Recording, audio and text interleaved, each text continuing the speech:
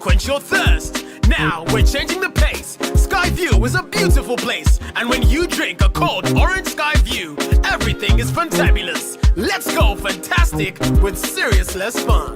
Refresh yourself with a cool fantabulous Skyview. Skyview, go extreme! Skyview Orange is a product of the Reham family.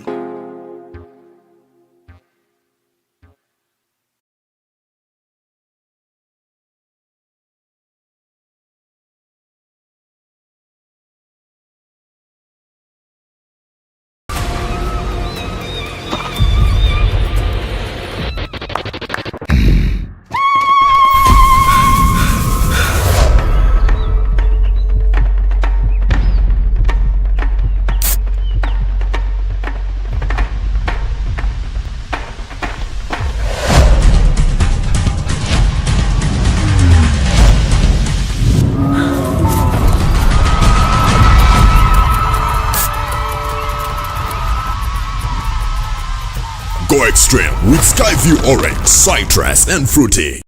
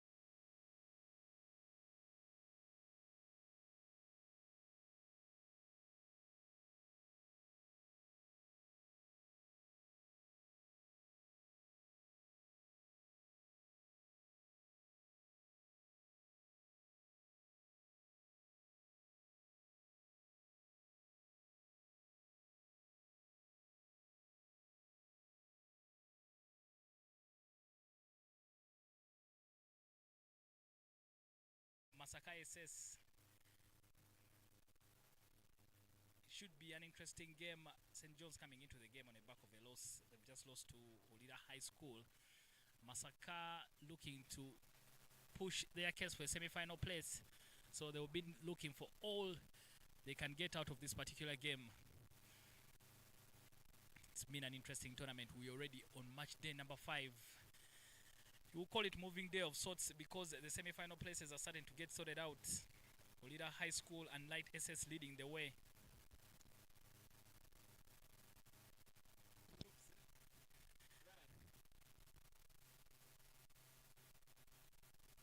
Yeah, you can look at the group standings as they are. The top 2 teams in each group will be moving on to the semi-finals. And like I've said, Olida High School and Light SS unbeaten in the tournament. For Olida 6 out of 6, Light SS 5 out of 5. Before match today's action, Madeira was also unbeaten, but this morning they went down to Kirembe SS, defeated them, inflicting a first defeat for Madeira High School, but I think they're still in a good position to make the semi-finals. The team for MASAKA SS, Kaijuka Florence and Nachimugwe opening the batting for them. They've had a solid unit, but you have to look out for Mbwali Naume in the team. She's been the standout batter, the player with the highest score so far in the tournament. So she's a key player for them, as well as Nakakande Agnes, star players for that MASAKA SS side. My name is Dennis Musali. I'm still here with Ivan Sajabi and Naomi Amongin. But we'll start you off. We'll be with Ivan Sajabi. Ivan, welcome. Thank you so much, Dennis. Should be an interesting game. Both teams tied at 6 points with only Chopin is up the account with a wide. In such games, the opening, they said that the first ball sends the message, but Nahiria Helen is not really giving a good message there for St. John's, who are just coming back from a loss, who need to win this one and go back into the mathematics, because I believe this group may be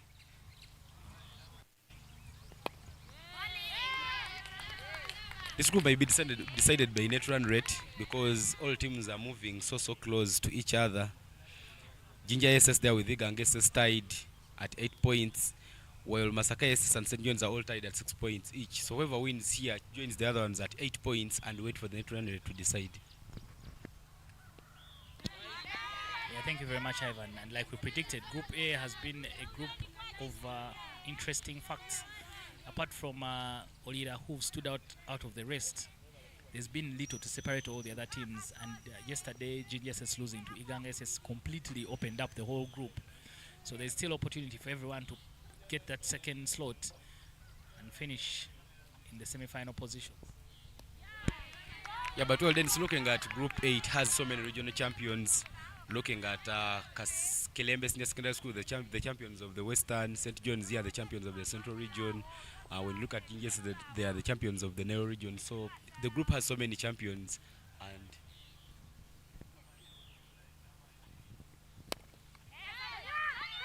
they take off blind, running blind, Kaijuka Florence.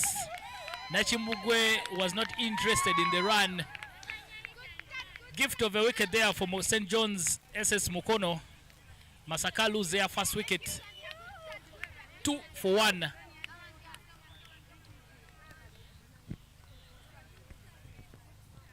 well, that ball was played straight to the fielder, and as you look at the replay, the ball just went to the hands of the fielder, and she manages to send it back so well to give St. John's the first wicket. Some brilliant throw there from Sonia Nampera, who was fielding at covers, to make sure that they get the much-needed breakthrough. I don't know where Kaijuka Florence was really going, because Nachimbugwe was even ball watching and wasn't interested in the run at all. The Ngonians the Johnians pick their first wicket. Interesting, Johnians. Against Masesco. Masesco. Interesting names. We have Igasco, Smags. New batter there walking in for MASAKA Secondary School. She's topping the cards with the bat. 196 runs. Now Mbwali. Yesterday she missed a half century by only 10 runs. And now here she comes to and make sure that she gets some more runs there for MASAKA Secondary School. When you look at the way MASAKA has been batting in the other games, they have been dropping her at number 4. But today she drops down the order. She comes in at number 3 to make sure that she gets that very good start quickly for Masaka Secondary School because they really need this win to keep in the mathematics of qualifying for the semi-finals.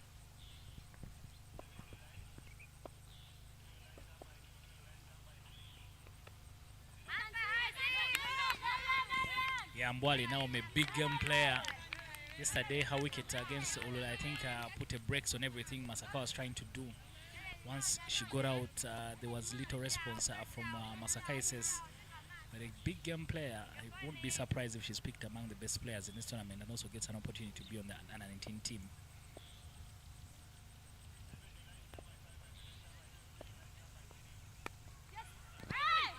Very well played there by Naomi. Soft hands.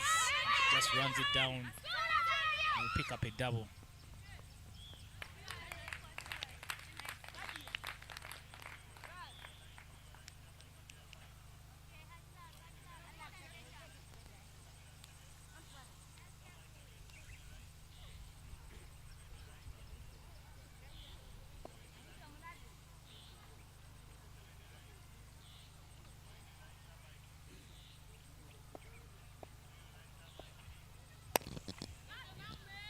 A big shot loading, and that should race away for a boundary. The first boundary for Masaka. Stepping on the gas there now, Mbwali. Full toss and given the treatment.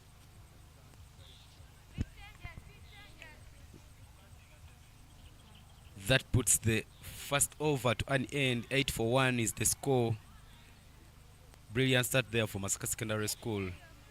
If they keep scoring 8 in every over, they'll complete the innings with 160 runs. And that is a very defendable score.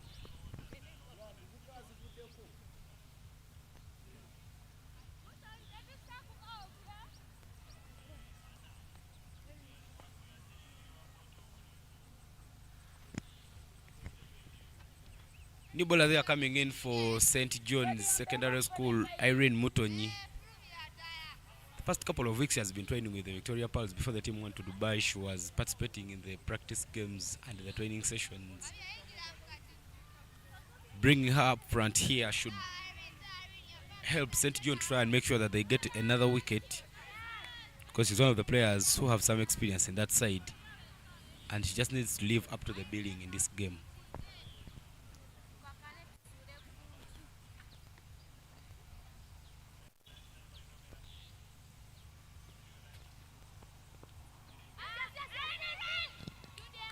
A good call there from Naomi. Naomi Mwali, how much do you know about her, Ivan?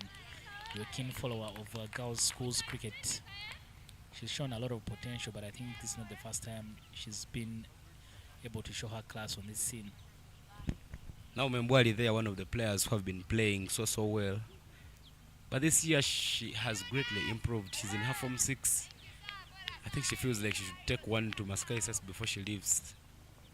But she's a wicket-keeper batter. Has been doing a lot of business there for Masaka Secondary School. With the departure of Alako this year, she knows that she has to carry her team to victory.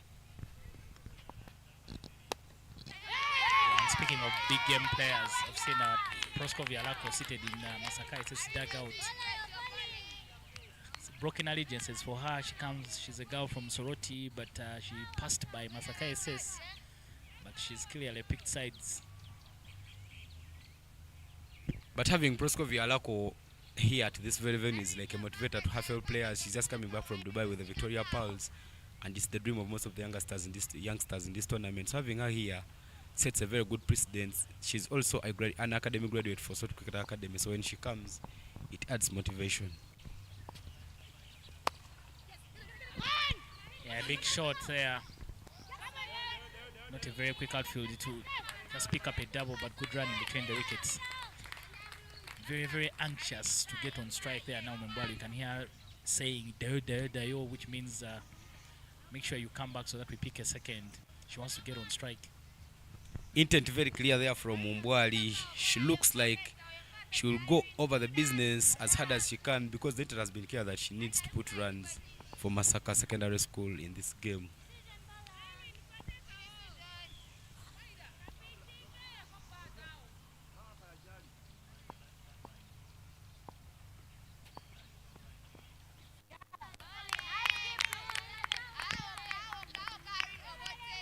think Naomi needs to understand that Irene Muton is a key bowler for Mukono.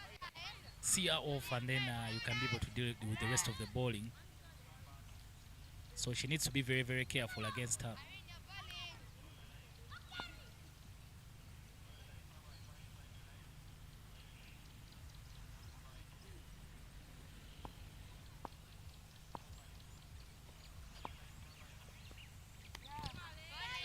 Top quality line there from Irene Mutoni. One for the future, Irene. I've been speaking to Simon Kintu, who is the chairman for the Mukono community. Says Irene, sports is in the family. Her sisters play a bit of football, and she was also picked out of football to come and start playing cricket.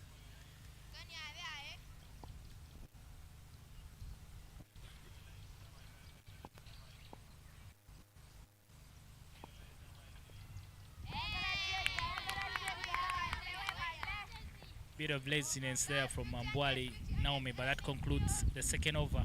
11 for 1. Muton Irene, who completed as the best bowler in 2022 during the UCL Women's Division 2 League. She was even the player of tournament in that year. She completes her first over, no extras given into that one. Everything came off the bat, the 3 runs she has conceded.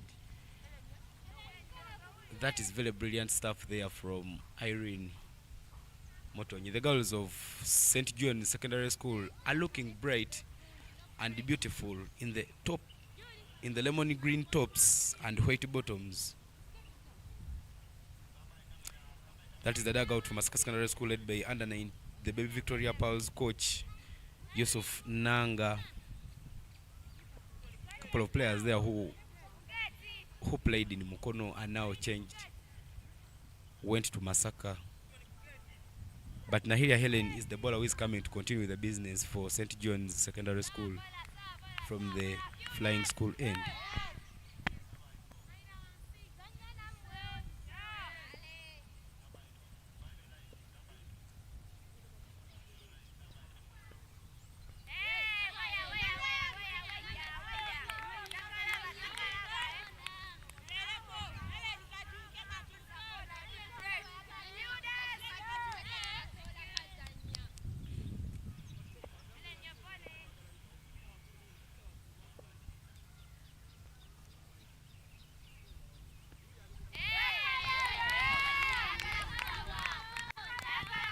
More swing and miss here from Nachimbugwe. Match day number 5. We have cricket happening at the other 4 grounds all around Soroti. Another swing and a miss there for Nachimbugwe.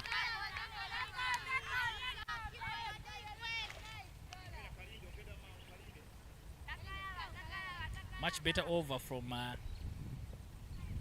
Nahiria.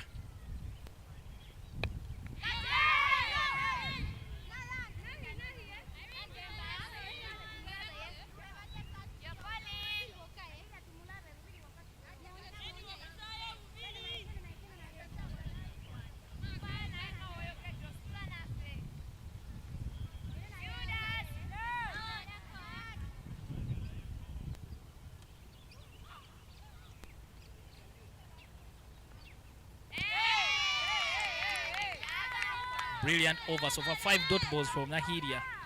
Evan, which are the other games happening all around Soroti City? Because it's action on the other grounds as well. In the other games happening, as Nahiria comes in to complete that maiden if she picks a dot. Some chance for a run there, hesitation. But Helen Nahiria comes back with a much better over, completing that maiden. The first maiden of the innings, the first maiden in the game. 11 for 1 is the score after 3 overs. Looking at other games that are happening now, Mukono is taking on Mukono Kings High School is taking on Sacred Hearts Secondary School at Teso College 1. Sacred Hearts won the toss and elected to bat first. Sorry, I beg your pardon. Sacred Hearts won the toss and elected to bowl first. In the other games, Ndeje Secondary School is taking on Gaza Secondary School. Gaza won the toss and elected to bowl first. I had a chat with a couple of players in the Ndeje team, and they said when they look at the quality talk about the quality, not the quality of the cricket, but I would love to beat Gayaza because the cards look good when it is in danger when Gayaza buy.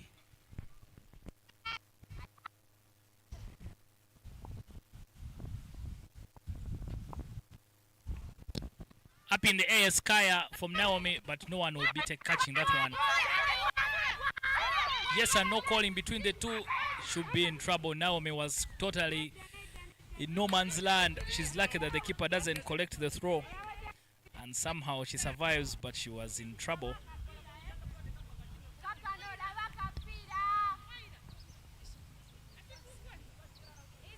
That was very close. The wicket keeper not completing that. They were going to get a very big wicket because Mbwali Naomi is one of those players who have been anchoring the innings for MASAKA Secondary School.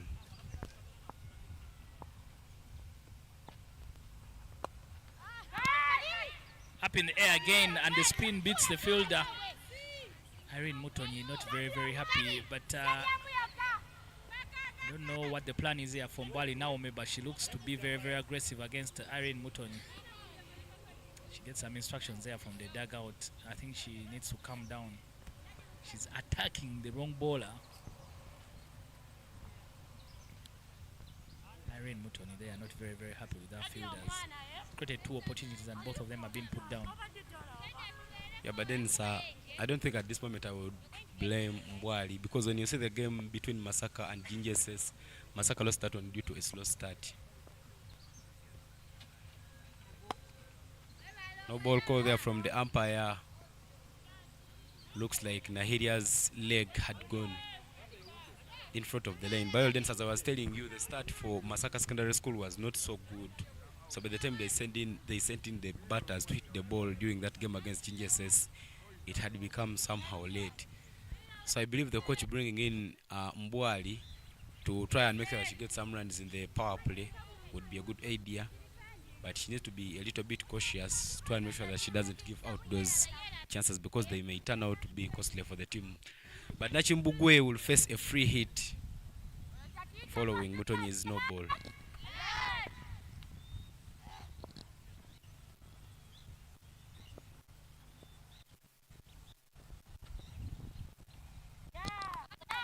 Doesn't capitalize on that free hit. But like you mentioned, Ivan, slow start has been the failure sometimes for MASAKA. But when you have only one key batter, I think it is best that you try and utilize them for as long as possible. So it is important for Mbwali to know when to engage second gear and when she needs to go slow.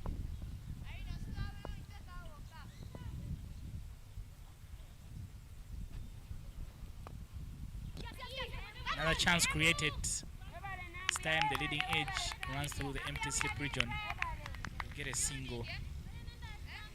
Fielders alert has been the cry the whole week for the last 5 match days. That's how the girls try and encourage each other on the park. It talks about Gayaza High School and Deji. I think that's a central region derby. And I'm sure either of the teams is very interested in the win. Whoever picks up the victory will be the boss today in the dining.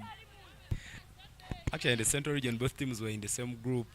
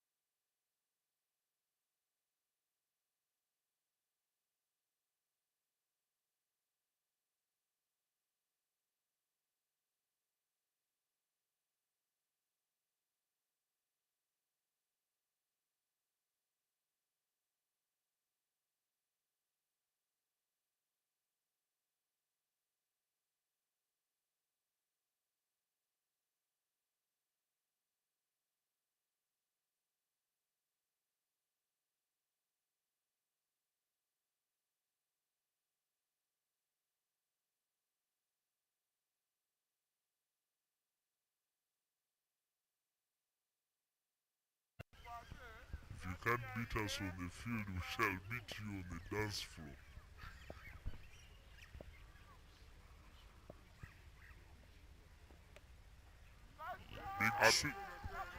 Big swing, but up in the air. Chance taken on the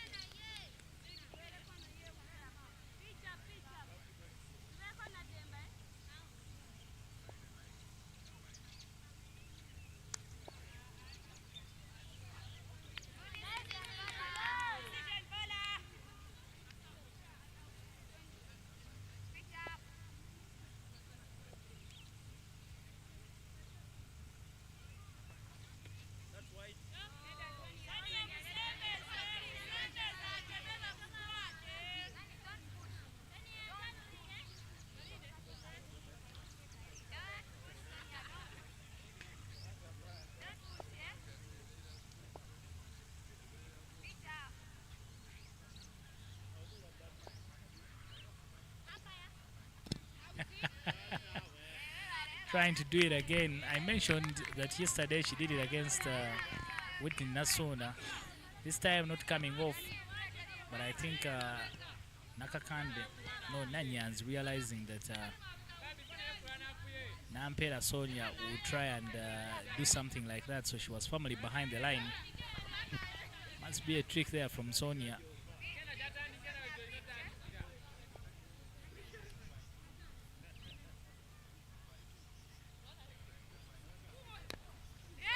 Seeing a miss, no connection for Magnus. But I like players like Nampera Sonia. I like people who have that sort of awareness. They always want to use everything within the rule book to make sure that they pick a victory. So if that helps you win, so be it. I have no problem with that. Yeah, well, Dennis, but as I told you, Nampera has been playing some games with the Victoria Pearls. Wide call there, some hesitation there in the field. But they pick up very good there from the wicket keeper as they don't take any run. Well, Dennis, as I was saying, Nampera has been playing some games with the Victoria Pearls. She has been training with them down when the team had a camp in Entebbe. They've been going to play a couple of trial games there, so I believe when she plays with the senior girls, she picks that experience and exposure.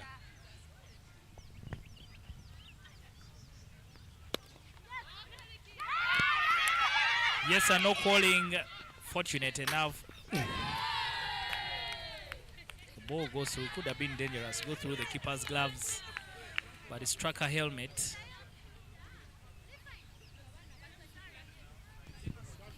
Very brave keeper.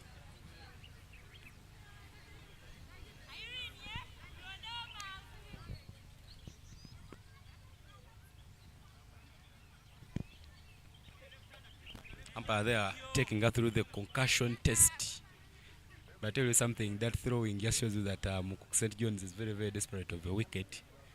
They need to make sure that they keep getting those wickets because they know that's how they can limit MASAKA SS from getting many runs. Yeah, but MASAKA lucky, I think there was some poor calling between Nanyans and Nakakande.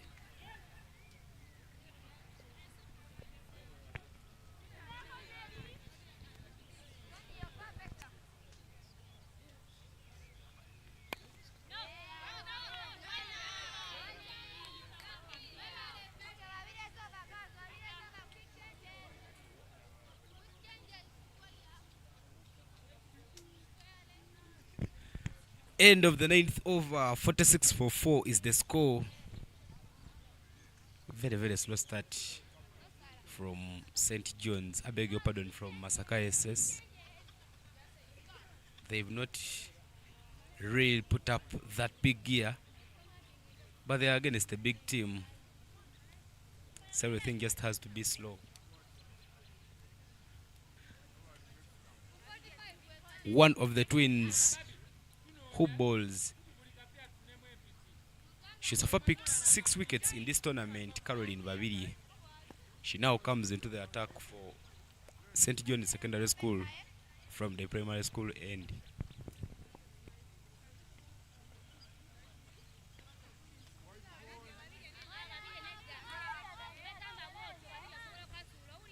Babide starts off with a wide.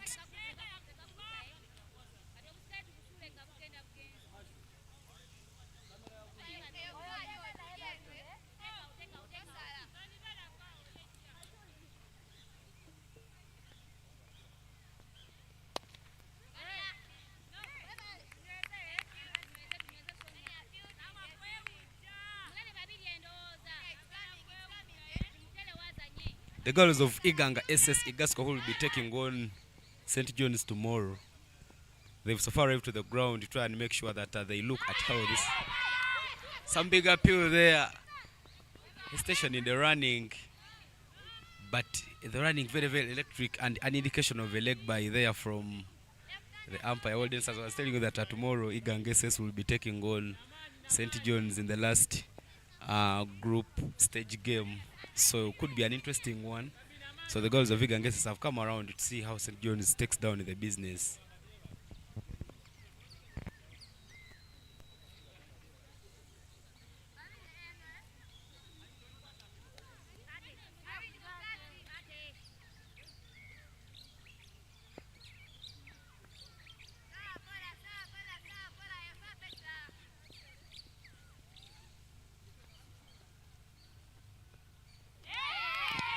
Swing and a miss. One half of the Twins.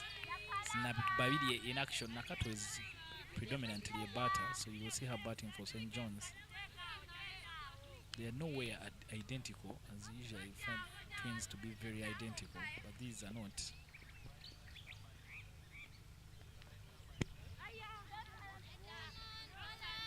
Just felt like I should take you through the biology of the chromosomes.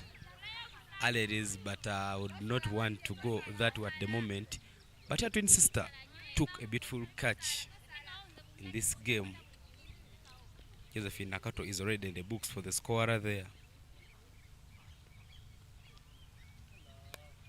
Some full delivery there sent to Gale.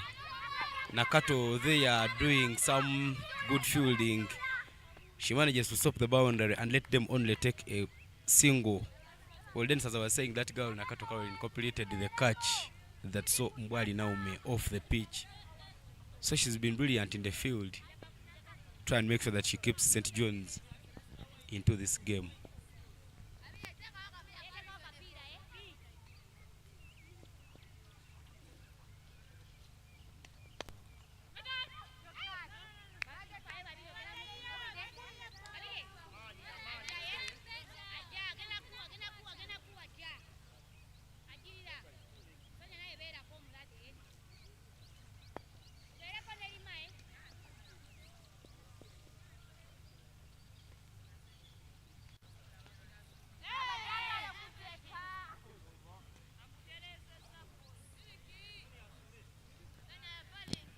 Halfway stage, MASAKA 51 for 4 won the toss and elected to bat first. They now find themselves 51, have lost 4 wickets.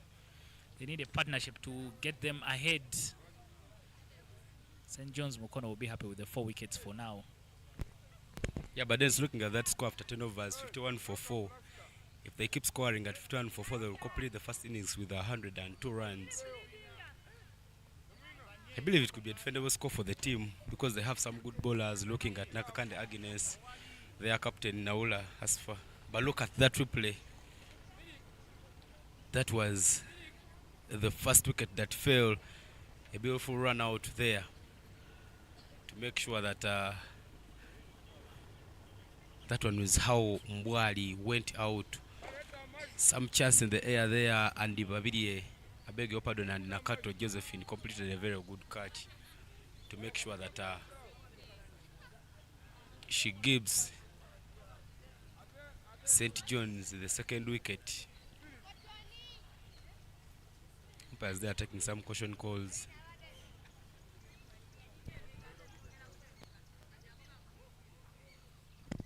It's the annual Girls Schools Cricket Week tournament proudly sponsored by, there is some cautions being taken there as one of the batters took some diving efforts. She got a small bruise. But the medics, the umpires, they are doing the work of treating the player.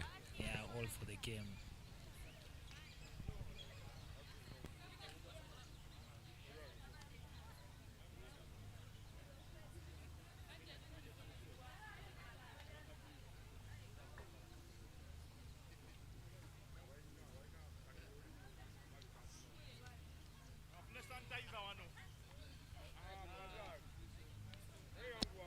Yeah, look at the MASAKA worm.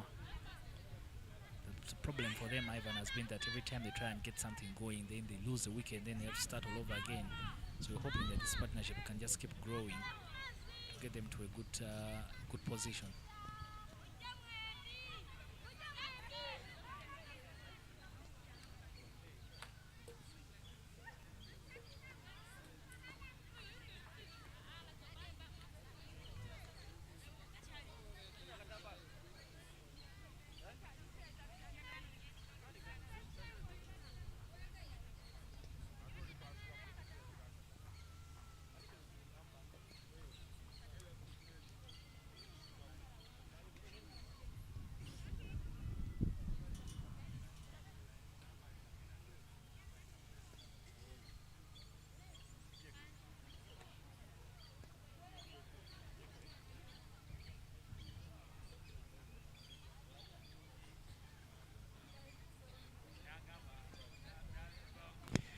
Beauty shot.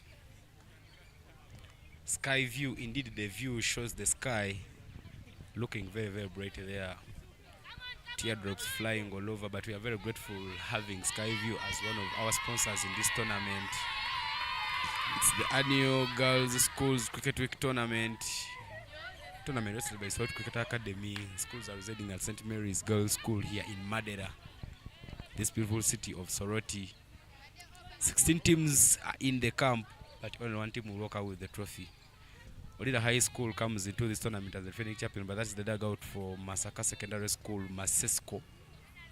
Coach Yusuf Enanga with the girls try to make sure that they get this win and move close to the semi-final spots. But at the end of the 10th over, Nampera Sonia will come to ball for St. John's Secondary School from the flying school end.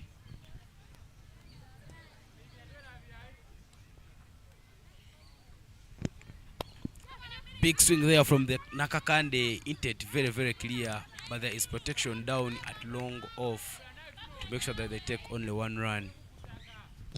Yeah, from what I saw yesterday, Ivan, when St. John's was playing against GSS, their batting not very, very strong. So they always need to make sure they limit teams to very small totals. If they let MASAKA get away and score at least 80 or 90 runs, it will become a very difficult chase for them. Sky says he has the caution call from you, and they make some field adjustments for the left-hander Nanyanzi as Sonia continues with the hunt for another wicket.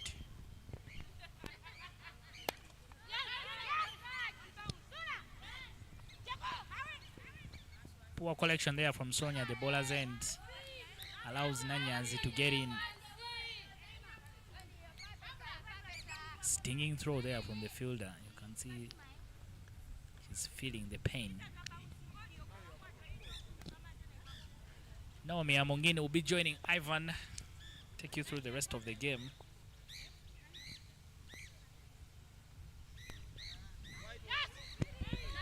Some swing and miss there from Nakakande, but the wicketkeeper also misses everything.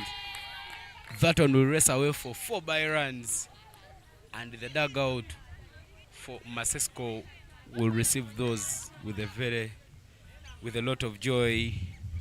Naomi, you're very welcome to the commentary box. What do you make of this encounter? Prosco Vialako there on your screen, as you can see, trying to guide the fielders on where to stand. Her allegiance to the team, very, very evident. We just see how she badly wants this win. But now, welcome to the commentary box. Thank you, Ivan.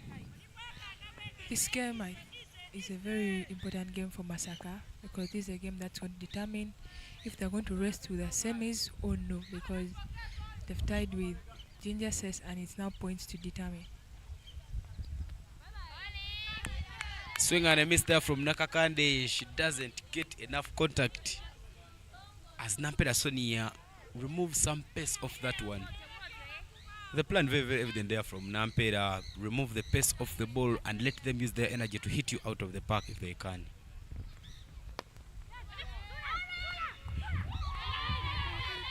Big swing there, straight to the fielder. Not the very best of stops. The running between Nakakande Agnes and Nanyanzi allows them to pick 2 runs inside the 30 yards.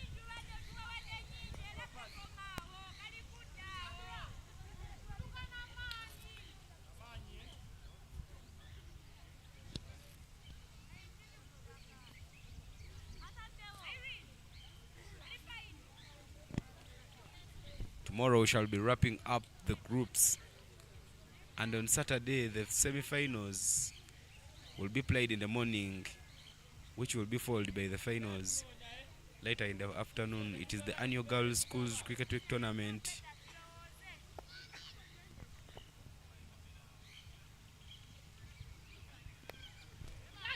Swing there from Nakakande Agnes, straight to square leg. Nice pick up there from Josephine Nakato, who was standing close to the 30 yards mark, and they managed to get a quick swing very, very quickly. Now we're looking at the way these batters are playing. Looks like they're playing a hit and run game. Every time it is getting to the middle of the bat, they are trying to make sure that they get that run. You know, one by one makes a bundle. That idea is not a bad idea for MASAKA right now. It's not a bad idea for MASAKA because every time they go for those ones and twos, the score keeps ticking for them.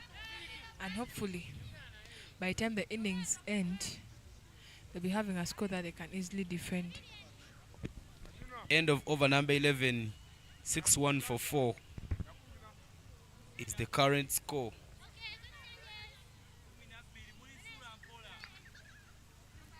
It's the annual Girls Schools Cricket Week tournament, ladies and gentlemen.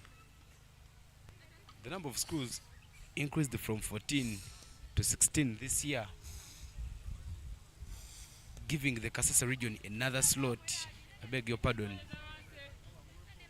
One of the slots went to the northern region.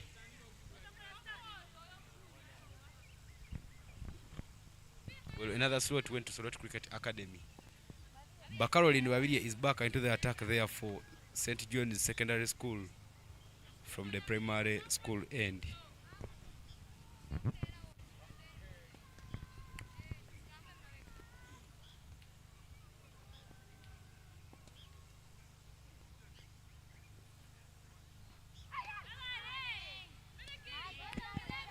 Intent very clear there from Milik Agnes Nakakande, but she doesn't get into the line of that one. Swings and misses everything.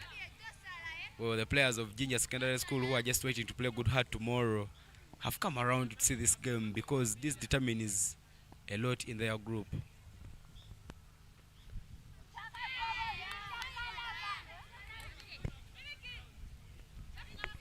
Caroline Wavire dropping that one wide. She's trying to look for the offside because she sees that Nakakande Agnes is trying to swing hard. So she needs to try and make sure that she doesn't just put the ball close into her areas because she may concede a boundary. Another full ball there.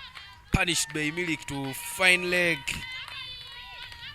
Nobody of the fielders move.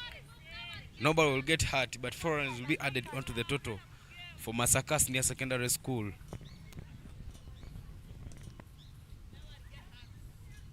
Looks like Miliki today is playing a very big role for her team. Because now Mbwali Naume is out in the dressing room. Tried doing a lot for her team, but she couldn't, as she has done in the other games. Miliki, as one of the senior players of the team, is now stepping in to do something that will be incredible at the end of the day. But that boundary has sent a lot of silence to the fielders. Their body language has been so low of late because they are conceding so many boundaries. Another big swing there from Nakakande. The ball races straight, long to short off. I beg your pardon, to mid off. But they managed to run so quickly through between the wickets to pick another boundary. Nakakande Agnes is showing a lot of intent today. She's trying to make sure that she needs those runs because the more they move close to the 100 runs mark, the more it will be a little easier for them to defend. The MASAKA dugout has a lot of noise, led by the senior player Lako Proskovia, who is picking Kubakapira, which means hit the ball. I think she's giving the notes that she used in the last school's week to score the runs to the junior players who are in. Talking about Proskovia Alako.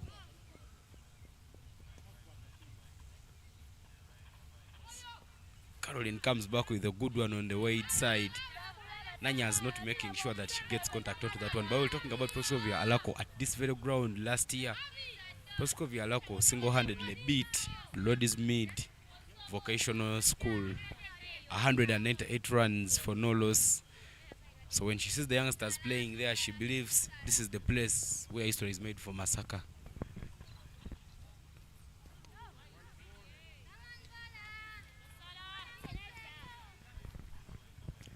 Looks like Caroline Wavire does not just get her line. St. John becoming very generous after 11 overs. They so far bowled 19 extras, something which may turn out to be so costly for them. Beautiful shot there, straight to the fielder at long on. Fielding very good. Nahiria Helen there with a nice pickup to make sure that the batters get only one run.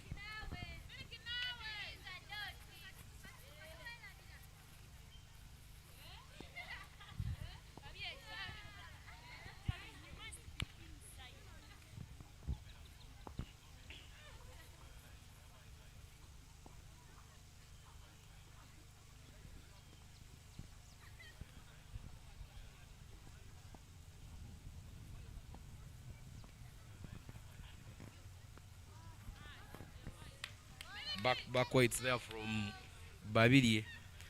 I don't understand that the batters, being a left-hander and a right-hander, challenging her. But she needs to be putting those balls in the areas where she could give opportunity for the batters to play the balls other than giving them free runs.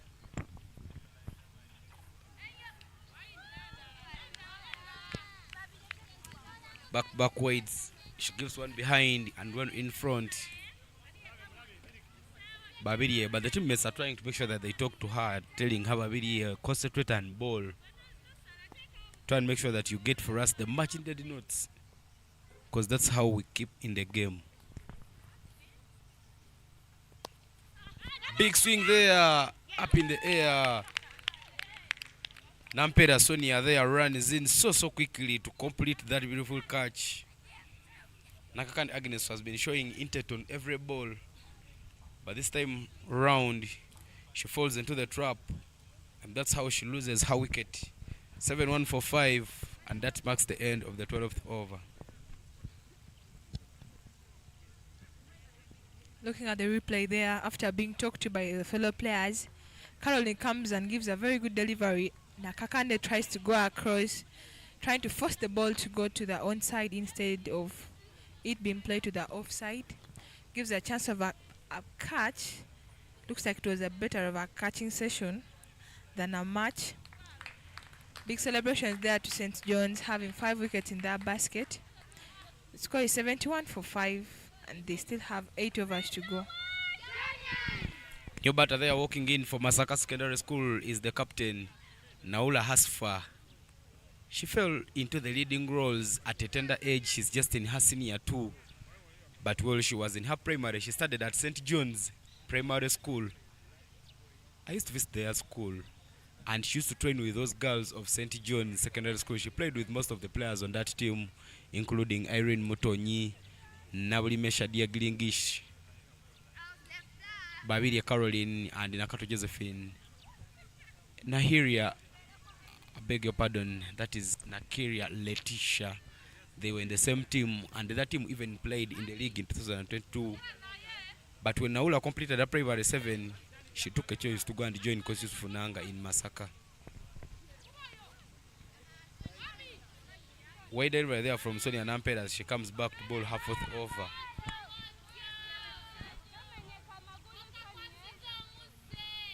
Fielders there talking to her. But runs are moving close to the 100 runs mark, which may pose a very big challenge there for MASAKA Secondary School.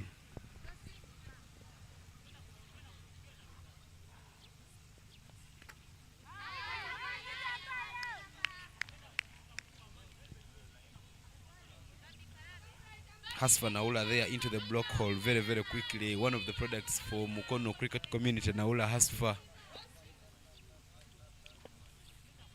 One of the players who were first coached at Takajunga Sports Ground as the community was just taking shape. She's taken strides. Yesterday she missed the half century by only 4 runs.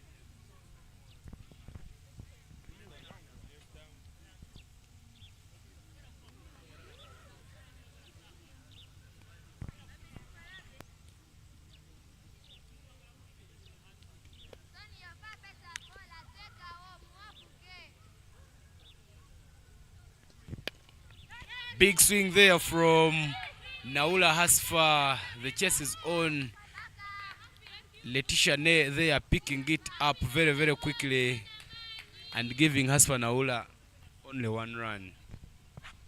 But the intent from Hasfa was very clear.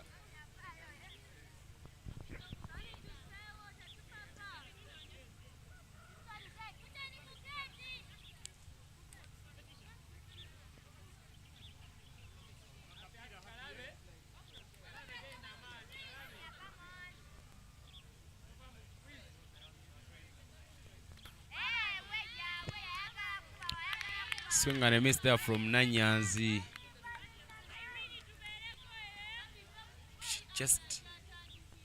I beg your pardon, swing and a miss there from Naula Asfa. She just doesn't get the contact.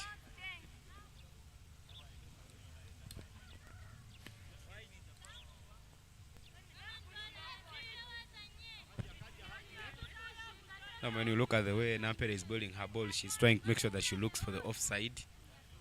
And even when she's dropping the weights, they are falling at that offside mark. It only seems Sonia should just think of pitching the balls into the right zone, because whenever she puts the ball in the right zone, she's not really hit any far, because if you look at that over, she has only conceded 1 run off bat and the other 2 are wide.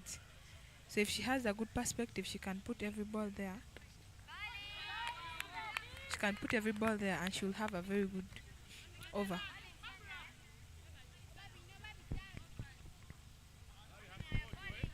There was some chance of a run there, but not taken. And look at the fielders of St. John's. The fielders at covers are starting at the 30 yards mark. Not only that, even the voices are going a little down. When the innings just started in the 5 to 6 overs, the morale was high. They were speaking so loud. But right now we do not hear the voices up again. Looks like the sugars are down. But hopefully, if they could wake up a little, because from the time they switched, their runs are going so fast, though they're trying as much as they can. But remember, a bowler sometimes can't do her best if there's no morale in the outfield.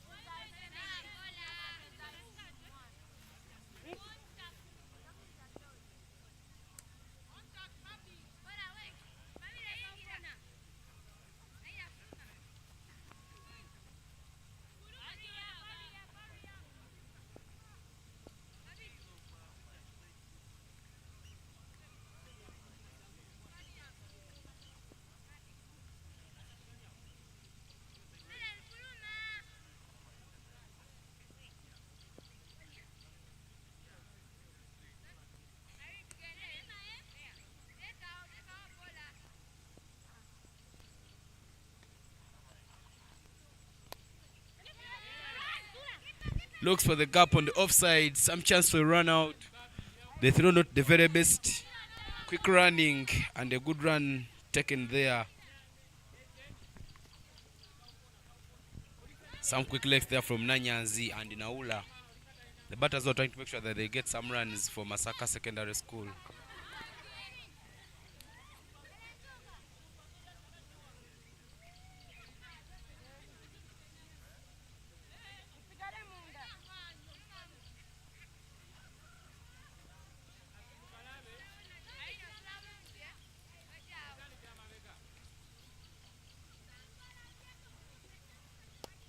Big swing there, up in the air, kept off. That catch not taken, but they will quickly run between the wickets. Naola Hasfa kept her head high on that one, but the catch was not completed.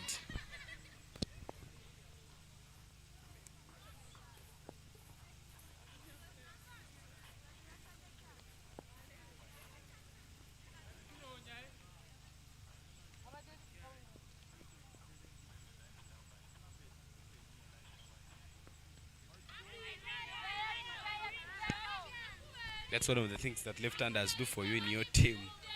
Every time they're on strike, the batters keep losing the line and you keep getting those free runs.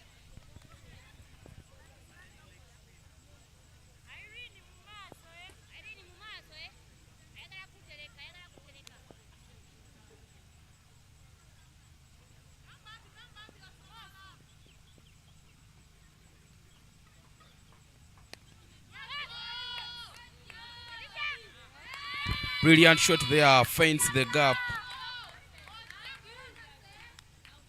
Good running. MASAKA is another boundary. It was a ball that was not well pitched from Irene, putting the ball in the left-hander zone, and that is on her body. And that is a strongest zone of a left-hander. So easy to hit.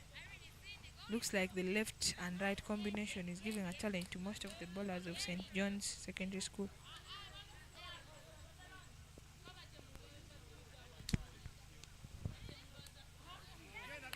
Chance for a run there as Nademba Erin gives a wide ball. The running between the wickets very quick and they managed to pick a single. But ladies and gentlemen, just a quick update from Teso College Alouette Ground 2, where the big girls of Gayaza High School are taking on the big girls of Undeje Secondary School. Gayaza won the toss and they elected to bat first. But things look like they are running out of their hands as Undeje is currently 73 for a loss of 3 wickets in just 11.2 overs. Looks like they will be comfortable to go to the 100 runs mark. Swing there from Naula Hasfa up in the air again. Nakasaga Judith there with some flying techniques there. She doesn't manage to take that catch. The running between the wickets very, very electric. And they managed to get 2 runs. The intent there from the wicket keeper Judith Nakasaga was very, very positive to show that one of the big wickets they are hunting for is that of Hasfa Naula. That is the aggression that everyone wants to see from a keeper, because by the time you leave your point of duty, go and chase the ball that is far away from you, that is so impressive. Still, the fielders are trying their best to reduce on the boundaries.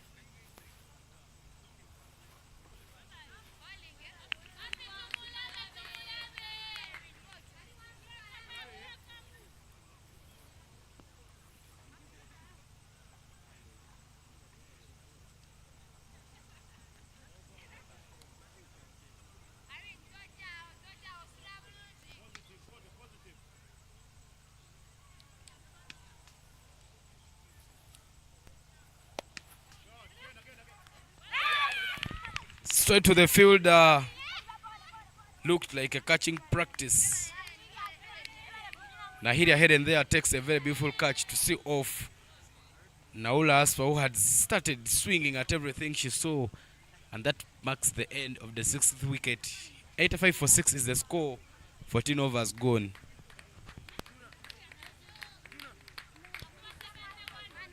Looking at the replay there, that was a very good strike there from Naula, but unfortunately goes straight to the fielder. In the game that Naula had against Ginger Cells, she had a very good knock where she was swinging so well, getting the ball to the power spot, but this time around I think it's not a good day for her. Going back to the dressing room, disappointed. Being a captain, she has failed to do her role a little bit, but hopefully she will come and deliver with the ball. Coming into bat is Mukite Kevin. Mukite Kevin, a young sister to Victoria Pearl's player Rita Musamali, the vice captain of the team, and Susan Kakai, the captain of Wanderers Cricket Club women's team. She works in to look for some runs. Her friends love calling her the Rasta Lady. Even yesterday during the dancing competition, they were calling her Rasta Girl. But now here she comes to look for some runs.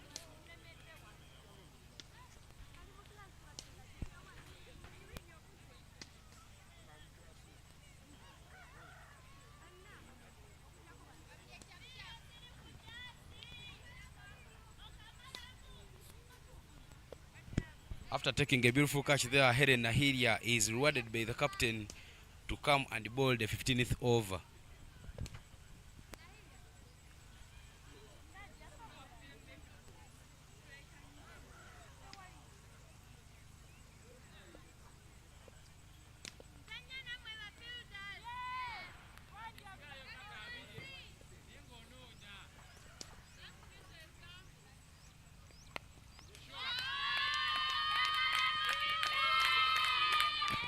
Nanyanzi Brenda picks that up, the short ball, and hits it for a boundary.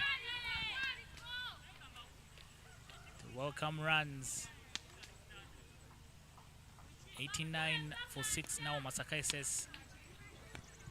Looking at the replay there, that was a very big swing from Nanyanzi. Being in there for some good overs. She's now looking at the ball bigger than it was before. Short pitched that ball there from Helen.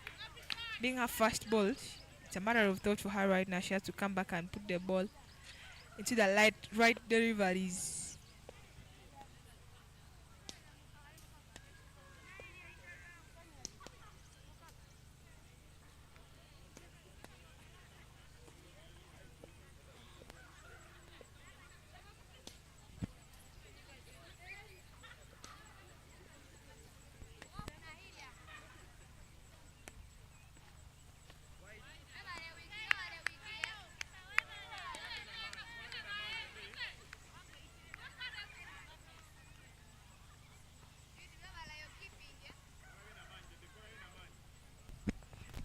Quick update from the heart of the city at Soroti Cricket Ground. Masindi Secondary School is up against Good Heart.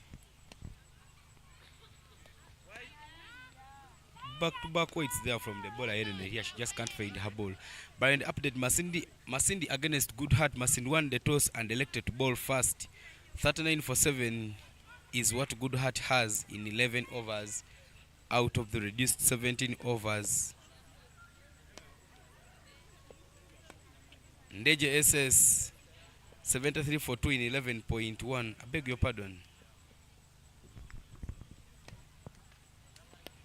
Some big swing there, up in the air at point. The fielder standing at the boundary. She doesn't manage to complete, but they managed to run between the wickets. Well, the update from the Gayaza Ndeje game, where Gayaza won the toss and elected to bowl first against Ndeje SS at Teso College Alouette Ground 1. 12.3 overs have been bowled and 8 for 3 is the current score.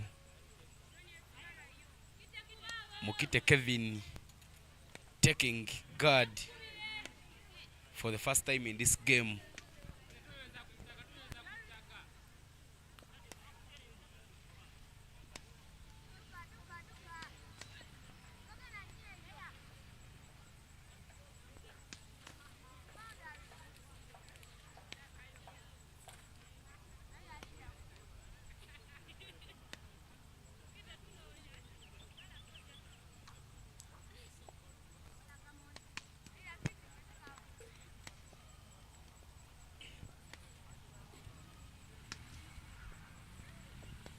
Swing and no contact there. The wicketkeeper Judith Nakasaga fails to collect everything. Rasta Lady Mukevini Mukite. I think she loves reggae music, which is sung by the Rastafarians, and that's why her friends love calling her the Rasta Lady. But currently she's running very, very well. Nanyanzi has tried to anchor the innings there for MASAKA SS. She's faced 18 deliveries and she has 19. And she doesn't look like she's giving out how we can enter him sooner. She's a left-hander who is causing challenge to some bowlers here to bowl a couple of wides. Just as soon as I talk about the wides, Hayden in Ahiria comes and gives another wide. The extras becoming very costly in this game. St. John's. Some beautiful shot there to find that area. The fielder standing wide, not in position to pick that up. The captain there trying some diving efforts, Gilingish Nabulime, but she doesn't manage to save that one. And there is a quick running between the wickets from Nanyanzi and Mukite. But well, Naume, well, Dennis, and this game, the extras look to be beating St. John's. They've fumbled 30 extras and the score is 96. If it was not for the extras, the score would be only 60 runs. Yeah, extras has been the name. And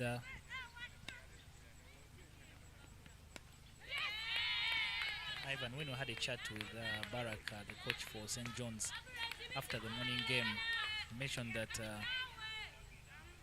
extras have really been the problem for his team. Those are some of the lessons they will take from this tournament, and they will just need to work on that. so that their bowling can be able to support the batting. They're not very strong as a batting unit, but if they're also not giving away so many runs, it will be easier on them. So you're very right, numbers don't lie.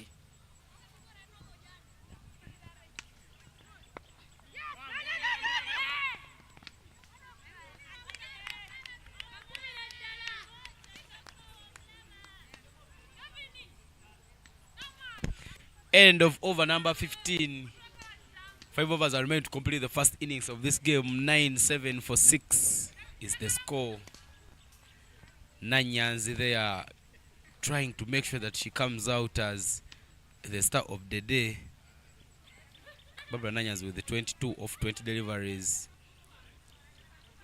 Currently the only person who has scored higher than the others in this game.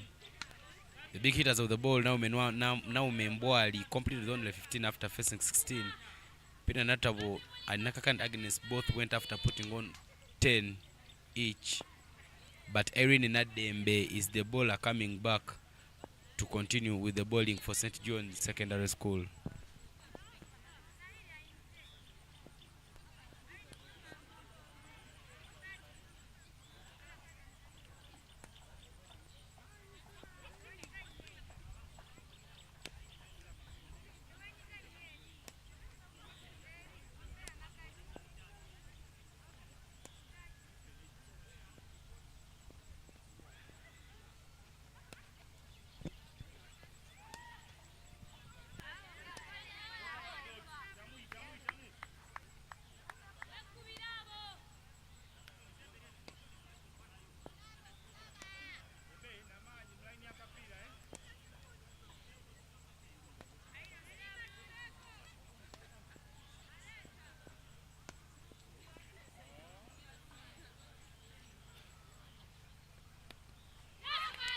Gets it to the bat, looks for the gap at fine leg, and she will manage to pick those much needed 4 runs. The fielders they are trying to run in to stop that one, but the ball manages straight out of the park.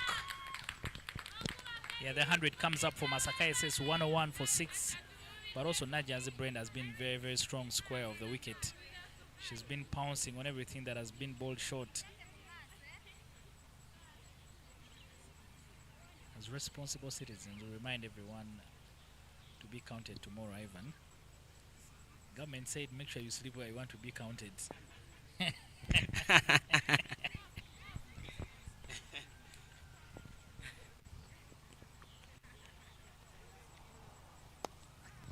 Into the block hole. Nanya's there not only being good square, but she's also been good on balls that have come on the offside, and that's why you see with the 23 balls she's so far faced, she has managed to put 26 onto the board for MASAKA. Nanyazi right now looks like a big threat for St. John's because she has really been there and she's not looking like she's ready to give out a wicket.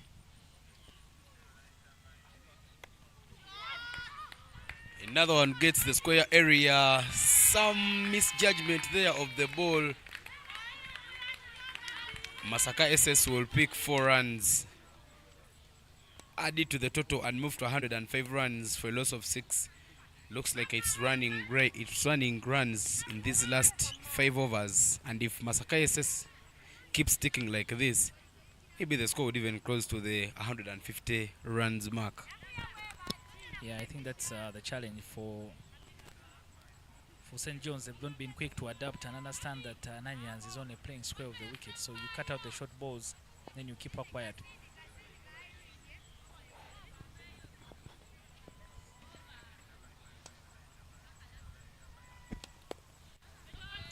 Into the block hole yet again, as Dents makes that point. Every time you put any ball straight to the stumps or on the offside, Nanyans will try and drive that one. But she's not always used a lot of energy into those ones. She's just trying to make sure that she keeps her wicket. But when you go short, she manages to pick it and send it square. Chance for a catch there at covers. The fielder standing close to the 30 yards mark. Nanyas will pick up a wicket, will pick up a single run, and that will mark the end of the 16th over. 105, I beg your pardon, 106 is the score, and only 6 wickets have been lost. The field going very, very silent. The captain telling her friends and teammates to change quickly, but looks like they are dropping their shoulders. They are not responding so well with only 4 overs remaining to complete the first innings. Change of the bowling attack as the captain, Nabuli Megiringish, introduces herself to the attack for St. John's Secondary School. She bowled her first quarter from the primary school end, but now she will change sides and she will go and try and bowl from the flying school end.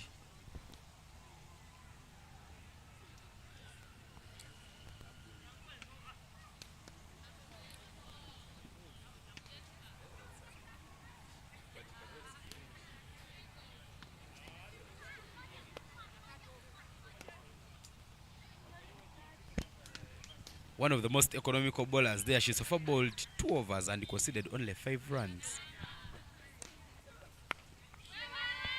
Welcomed in the attack right away. The fielding very good there. Looked like Letitia had misjudged that one, and it was going to be costly for her team because it was about to go out for 4 runs. But she managed to recover and let them take only 1 run. Well, now when you see what the cards are reading, 107 for 6, looks like a closely defendable score for MASAKA Secondary School. If you look at the morning game that St. John's played against Olila still scored above 100, and it was kind of challenging. Actually, they didn't get it to chase the score. So by the time MASAKA puts 100 runs, I don't think the Johnians can have the courage to chase that score right now.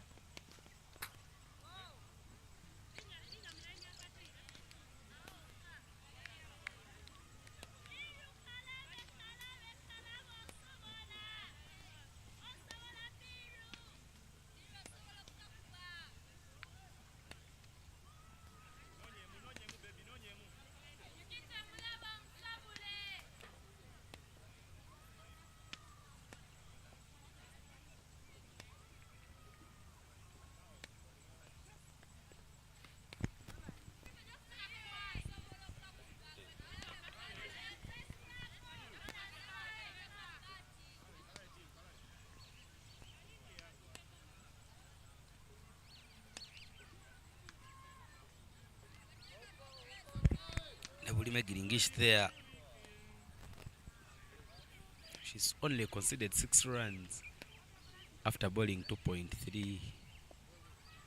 Economical bowlers like her are not easy to find and should be good for her team bowling in the dead overs. Some good drive shot there. Some nice off drive straight to the fielder. The hand in very good. Some chance for a second run. But the batters there are not interested in stealing that one very quick. Nanyazi still gripping the bat, making sure that she takes charge for the team. She's the batter who stood out to make sure that she puts runs on the board for MASAKA Secondary School.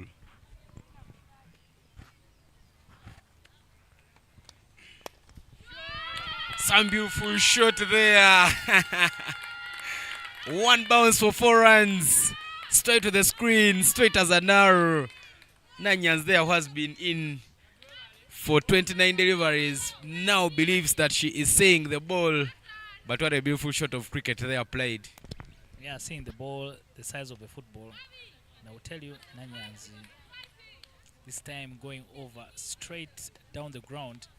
we've been saying that she's not strong down the wicket. I think she's listening to us. But what a brilliant shot there from Nanyanzi.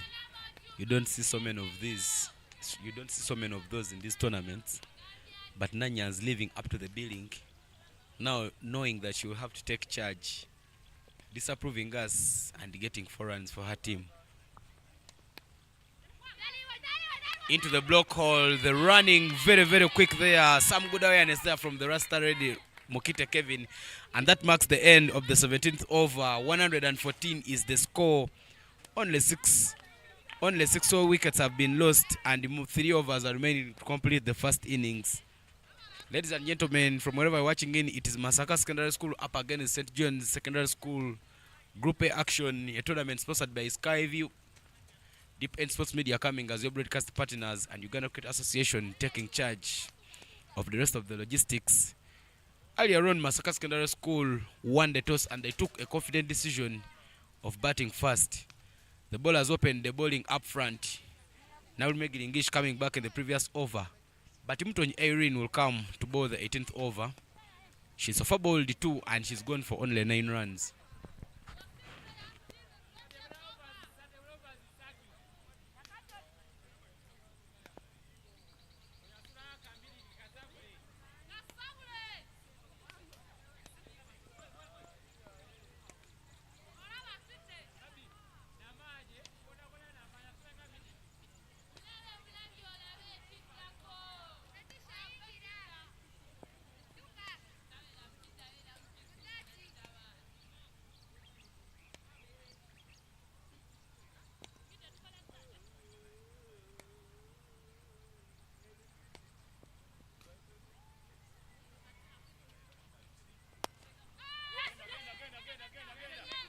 Another good shot there from Nanyazi.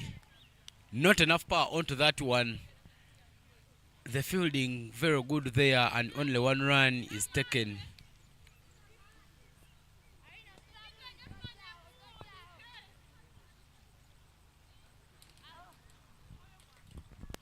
One commendable thing about the Johnians, I think they've been one of the smartest teams I've seen throughout the whole tournament.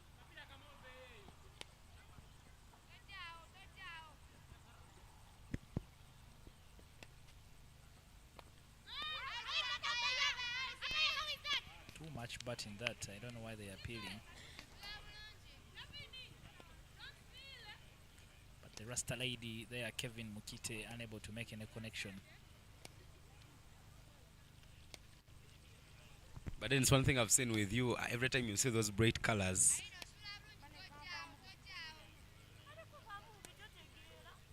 the two could synonymously be used, but it could be very right for you to say that St. John's is looking bright on the pitch.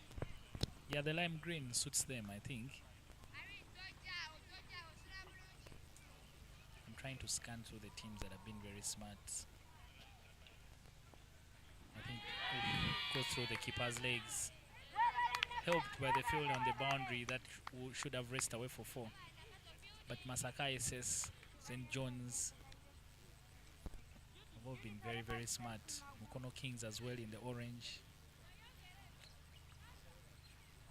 I know it's a lot of work for the schools to try and look this smart, but I think I'll give them their flowers for a job well done.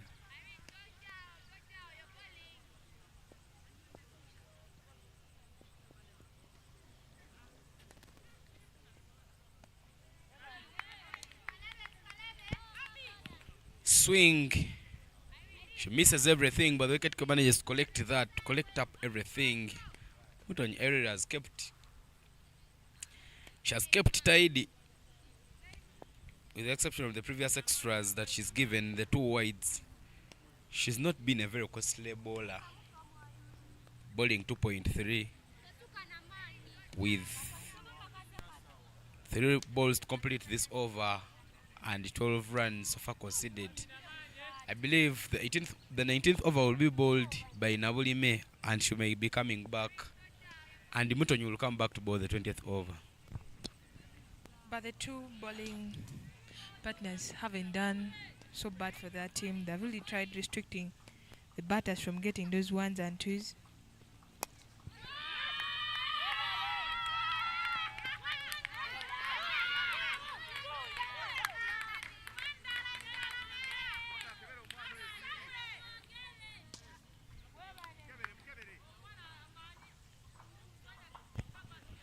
That was a lot of energy from Nanyanzi, who is seeing the ball the size of a football.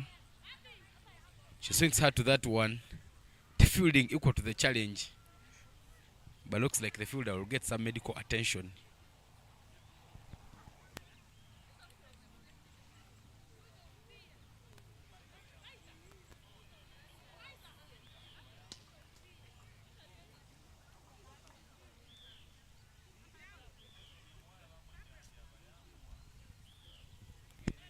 It's the annual Girls Schools Cricket Week tournament. Tournament sponsored by Skyview. Players are enjoying the different flavors of Skyview and crystal water. This game is broadcasting live. As you can see, the sky is there on your screen are very clear. No chances of rain. Cricket can't be played in the rain, so sunshine is our friend. It's hot in the city of Soroti, but we've tried to keep hydrated as much as we can with the crystal water. MASAKA SS is up against St. John's Secondary School. MASAKA SS won the toss and opted to bat first. They surpassed 118 for a loss of 6 in 17.4 overs.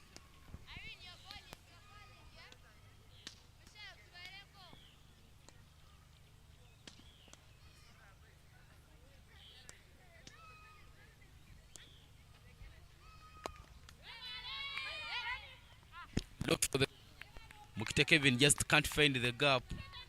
Some brilliant fielding there from the captain Nabuli Meshadia Glingish at point to make sure that she doesn't allow Kevin to get that run.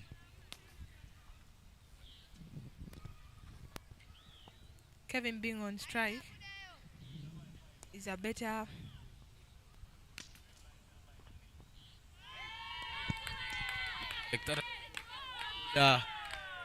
The running between the wickets very good, and the indication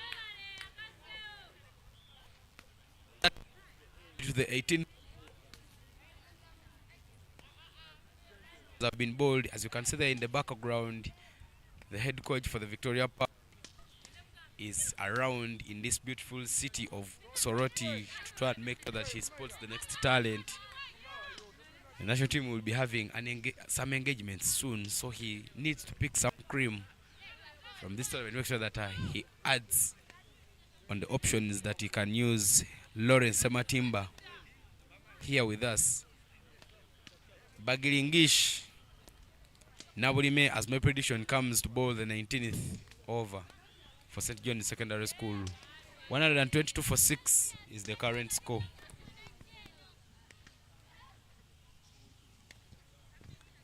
As a captain leading by example, has bowled her 3 overs, considered only 3 runs and had 2 wickets. That's economic of her. She's bowling her last over.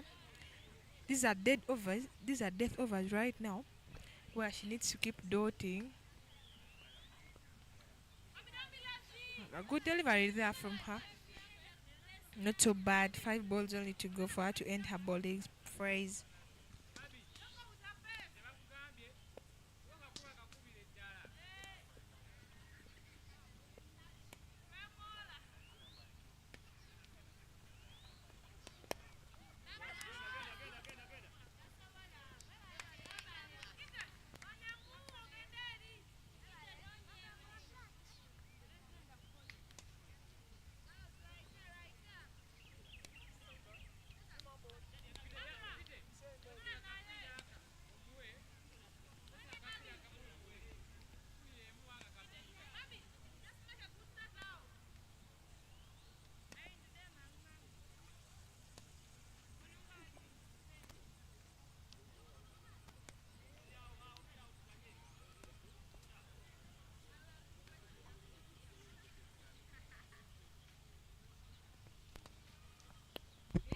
up in the air, looks for the gap at point. Some misjudgment there, but the backup is there to make sure that they take only one run. It's a running ball at the moment here for MASAKA Senior Secondary School, as they love to push it close to 150 runs mark.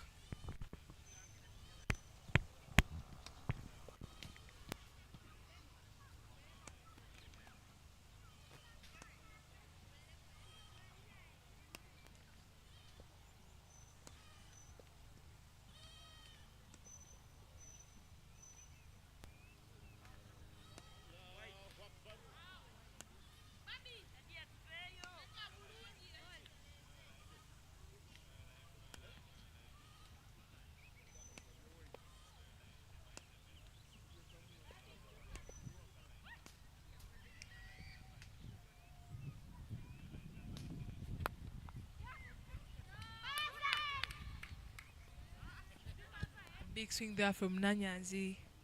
A chance for a catch, but it is not taken, and they only go for one run, bringing Mukite back to the strike, who is playing her role of getting singles. Looks like a very brilliant over there from Nabolime, as she's not conceding boundaries. She's bowling so well, just giving them only the singles. This is the time where most of the batters are so aggressive.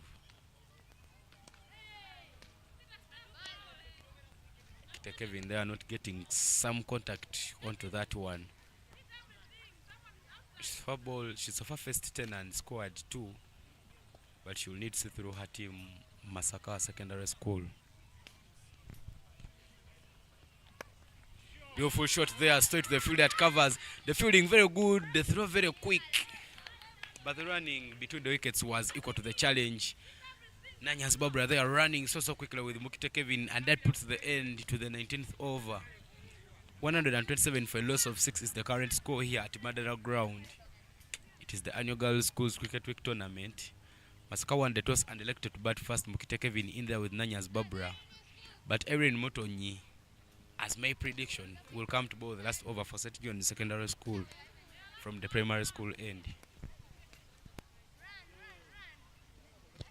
Being the last over, it's a very big plan right now for the batters inside. Every batter in the last over has a thought of every ball has to be hit. And that's what I heard from the dugout of MASAKA, hit every ball. So Mukite has a very big task right now of having contact of every ball that Mutonyi is going to deliver to her. Yeah, but going into the last over with 4 wickets at hand. Big swing there from Mukite Kevin. She doesn't get the contact, but they will pick a by run, and she will give Nanya the strike, who is close to the half-century mark. She's just remaining with only 9 runs to pick a half-century here. But now, as I was telling you, with 4 wickets at hand and you're at the last over, this is a moment where you will give your batters chance to try and make sure that they release up their arms so that you maximize onto this over.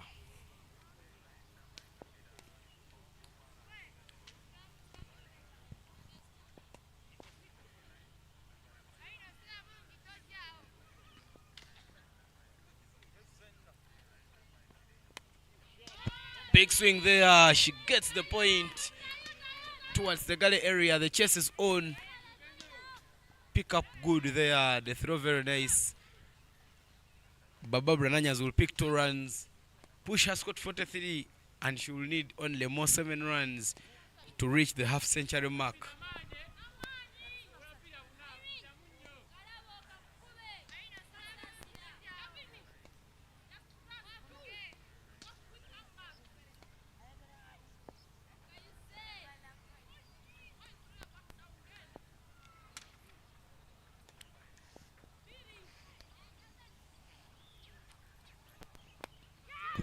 Big swing there. She looks for the point.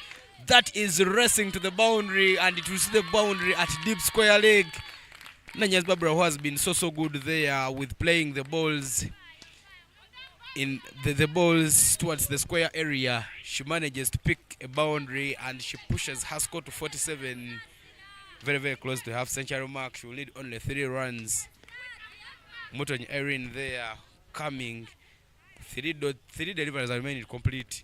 the last over of the first innings of this game.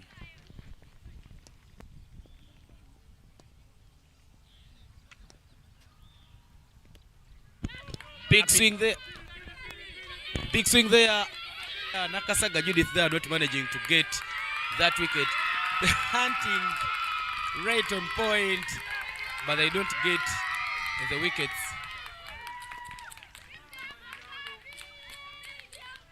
The dugout there for MASAKA Secondary School giving her the flowers. I see the gods of MASAKA SS in that. MASAKA SS beating SS. Maybe there could have been some rivalry, but those are great gestures. Everything is in the spirit of the game.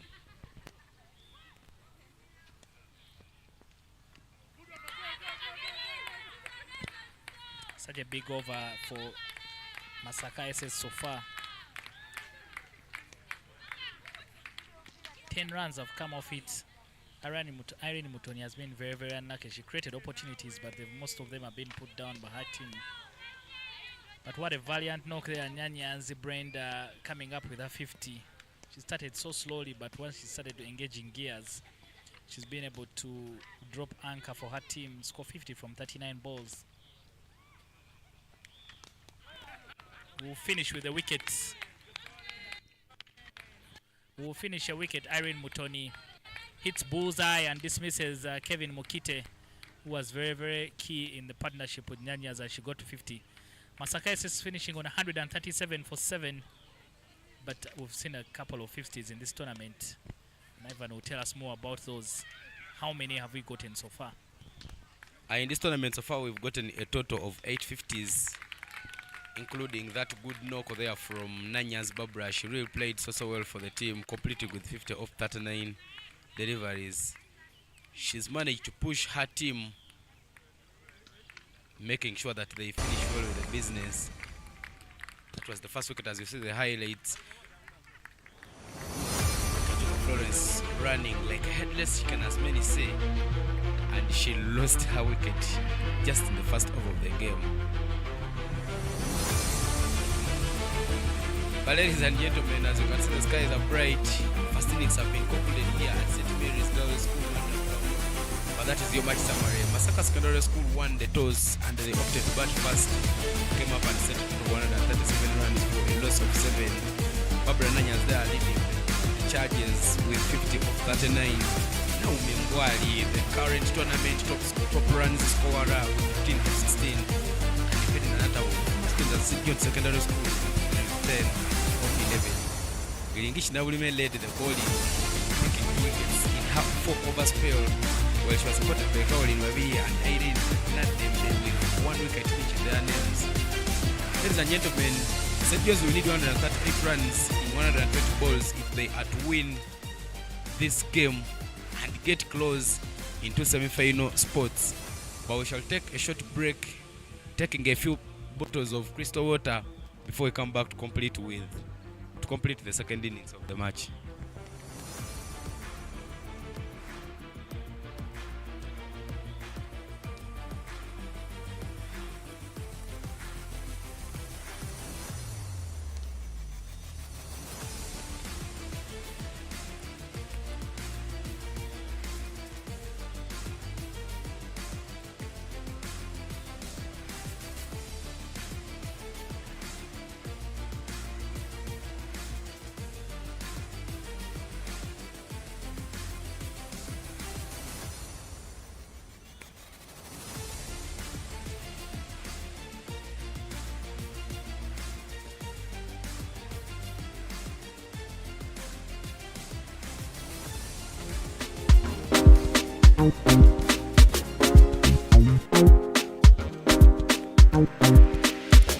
It's the orange sky view, make sure that they know. Kaliko, if you know, you know. Fantabulous fun, seriously fun. It's to cool you down, sky view is the plan. It's your turn now, everybody going wow. Everything brand new with orange sky view. It's your turn now, everybody going wow. Everything brand new with orange sky view. Orange sky view, the sky is the limit. Sky view will cool you down under the hot sun. And when you're feeling blue, refresh yourself, quench your thirst. If you're craving for the best, I got the coolest view with my orange sky view. What's your point of view? Yeah, I got the coolest view with my orange sky view. Better join the crew. Go extreme with the orange sky view dream. Pass the drink, feel the magic in a mist with my orange sky view. What's your point of view? Yeah, I got the coolest view with my orange sky view. Better join the crew. Go extreme with the orange sky view dream. Pass the drink, feel the magic in my skin. Show you're cool, keep your vibe on 110. Open up the sky view and take off the ceiling. If you're craving for the very best, Orange Sky View is your taste. Now get set, cause Sky View will cool you down under the hot sun. Refresh yourself and quench your thirst. Now we're changing the pace. Sky View is a beautiful place. And when you drink a cold Orange Sky View, everything is fantabulous. Let's go fantastic with serious less fun. Refresh yourself with a cool, fantabulous Sky View. Sky View, go extreme! Sky View Orange is a product of the Reham family.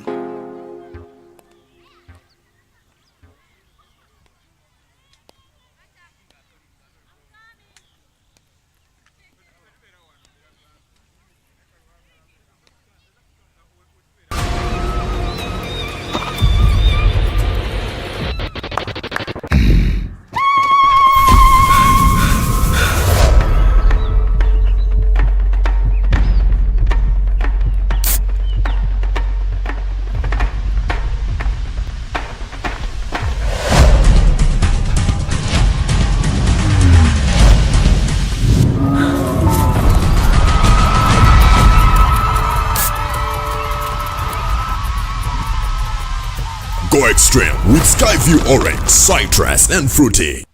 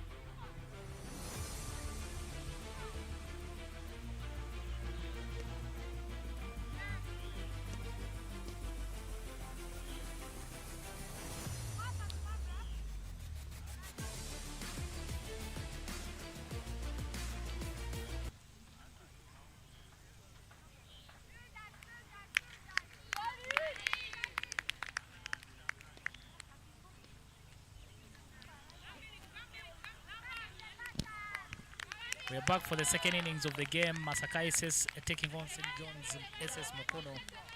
MASAKA won the toss, elected to bat first. They got 137 for 7 in their 20 overs.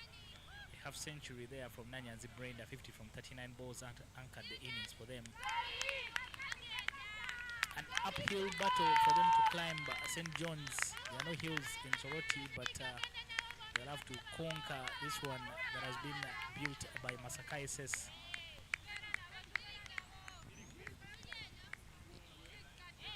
The girls, match day number 5 of the Girls Schools Cricket Week tournament.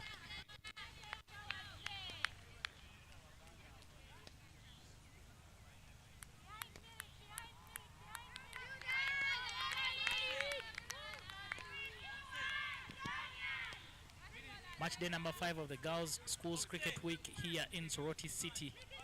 We are getting close to the business end of the tournament. The finals, the semi-finals and the finals will be happening on Saturday morning, before we find out who will be our new champions for the 2024. Agnes Nakakande will open the bowling for MASAKA SS.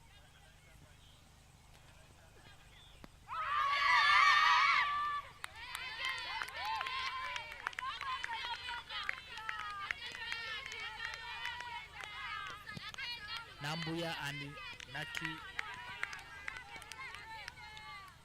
Naki Lairetisha are the 2 openers for St. John's. Nambuya, Sandra Fiona. In the morning game, he still opened alongside Letitia when they were taking on Olida High School, where they lost 114 runs.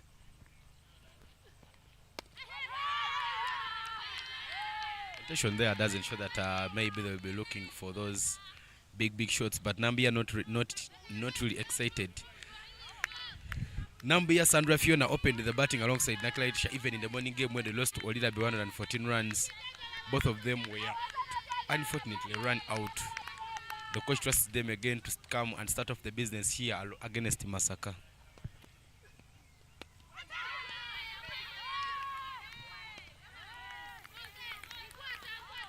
Very active field there from the girls of MASAKA Secondary School. MASAKA has been giving their captain Naula Asfa to open the bowling, but this time round they trust Nakakande Agnes to come and hunt for that breakthrough for their team to make sure that they move close to the semi-final spots.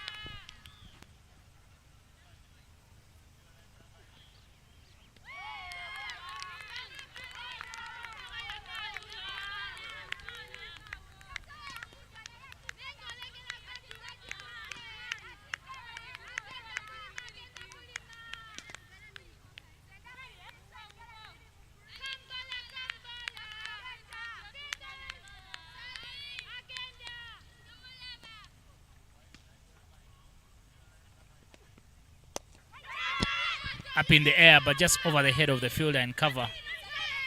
No power in the shot.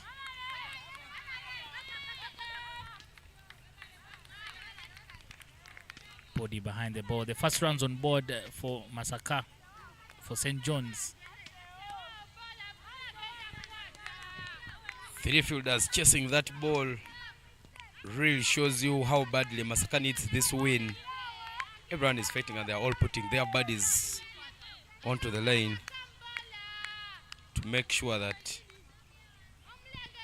they get MASAKA this match ended victory.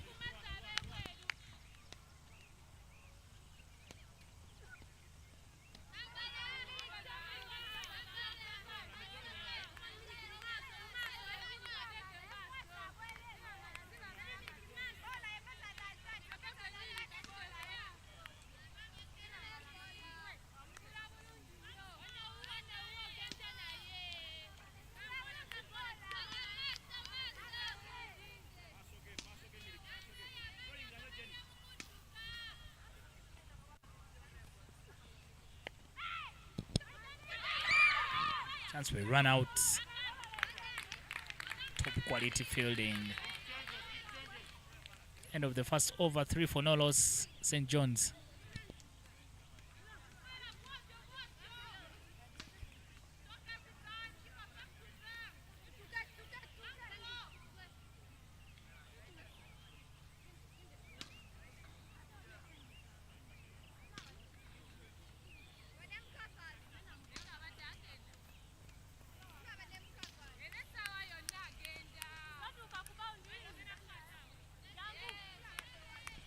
Florence Keijuka given the chance ball up front.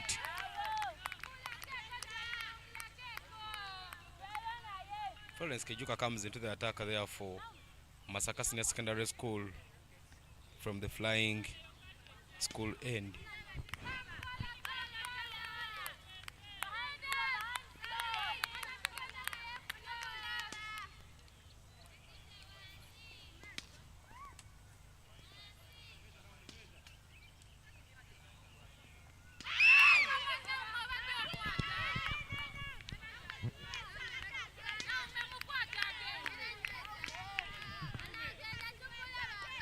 Now Membwali, they are guilty of putting down a chance.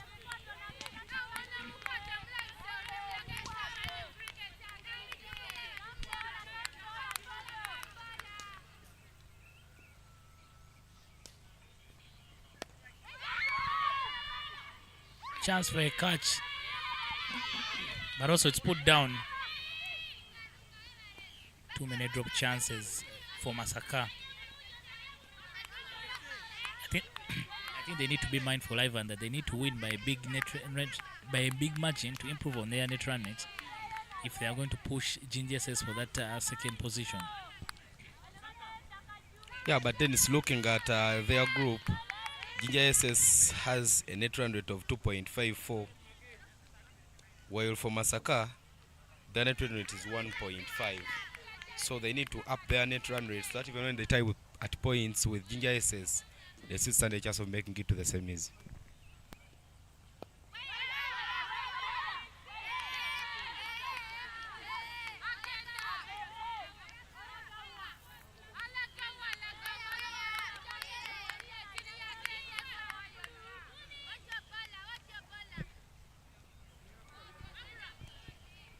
Field are very, very noisy.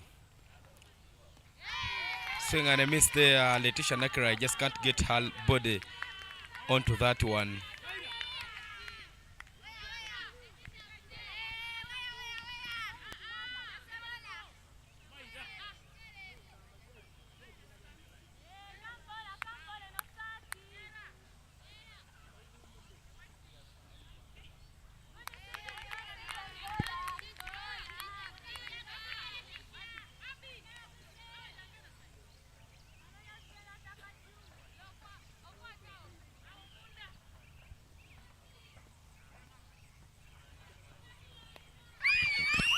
Chance for a catch.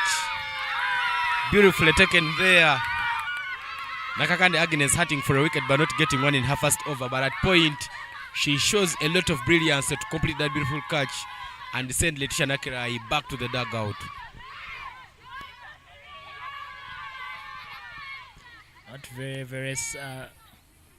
Not a very good sporting gesture there from Masaka says sending off the batters. Sometimes not acceptable. But that shouldn't take away the shine from a very good catch taken by Agnes Nakakande. Thick outside edge. Nakato throwing her arms at it, but a good catch by Nakakande Agnes. Very, very happy smiles there for Masaka. They pick up their first wicket.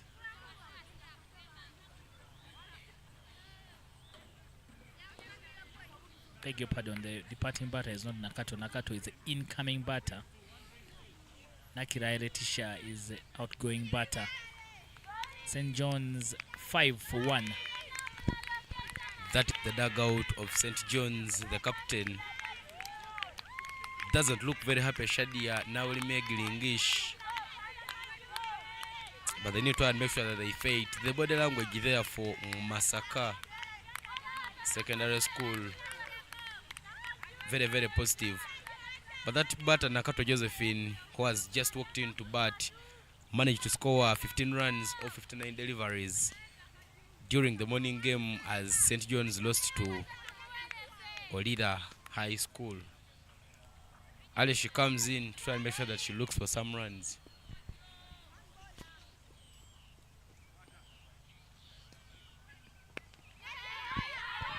Straight into the gap. Good fielding.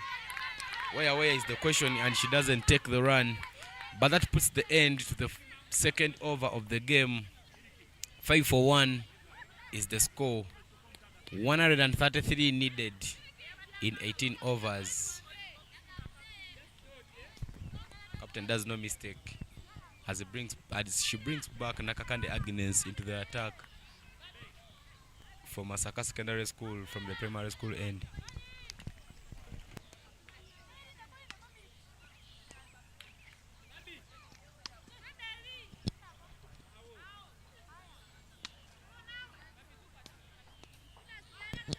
Yeah, instructions from the MASAKA dugout delaying Nakakande Agnes as she was going to deliver that ball.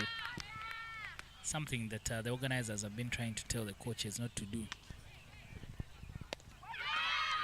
Up-ish, but no chance, nothing taken.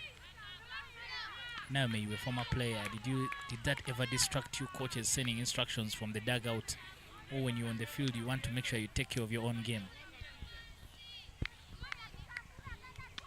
Oh, it depends on the game that we play, because sometimes there's a game that you really need a coach to talk to you, but there are games that you feel you should learn how to handle pressure on your own and not being helped by a coach. So you don't want the coach always telling you what to do. Anyways, having been in an advantage team where most of the things were part of us, our coach really didn't have a lot of work to do whenever we're inside, like talking to us, because even from the field changing,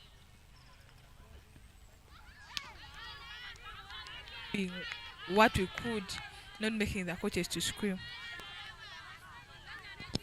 In short, you don't want the coaches to tell you what to do. Not really.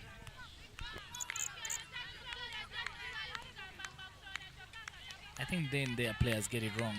The emotional levels of both people is different. Since the coach is more calm,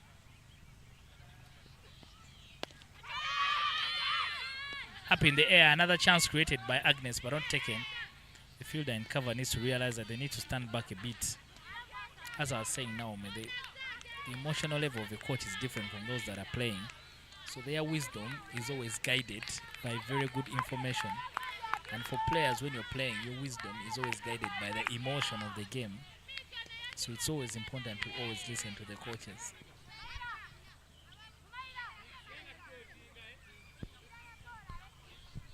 Yeah, Dennis, I think you're right about that, because sometimes when there's too much pressure,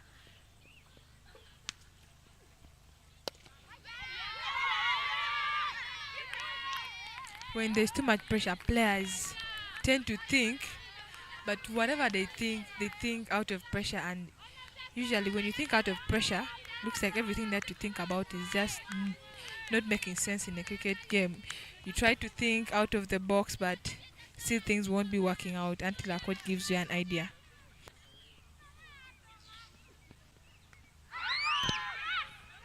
Good delivery there from Agnes Nakakande. Unfortunately, doesn't get a wicket, but top quality bowling. The difference is that it's just the emotional, the emotions in both games for different people. So when you're under pressure, I'll always advise players that you feel that you're under the pump, always try and listen to the coach, because they're in a better emotional state than you are. All is going well and there's no pressure, and then you can manage everything on your own.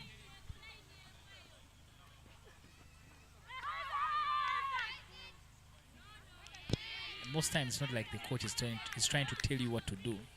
They're just trying to give you more information that you can use in your thought process. Whatever you're thinking about, I'm only enabling you, but I'm not telling you what to do. Lesson taken there. I think in the next matches I'll be playing, I should take a very keen note on what my coaches tell me better than what my mind tells me. It's just a mindset. It's just a mindset. When you want to process the information, then it's just a mindset.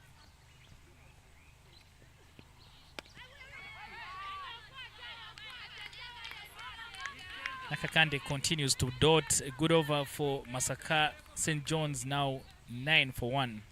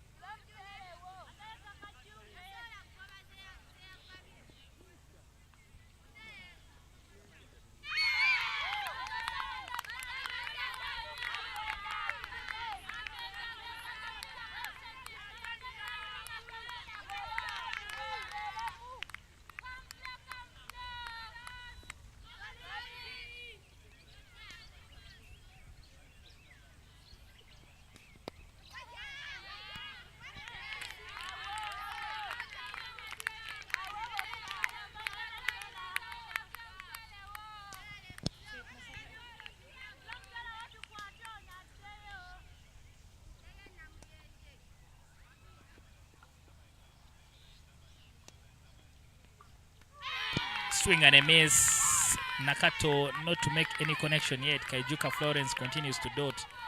She's already picked a wicket.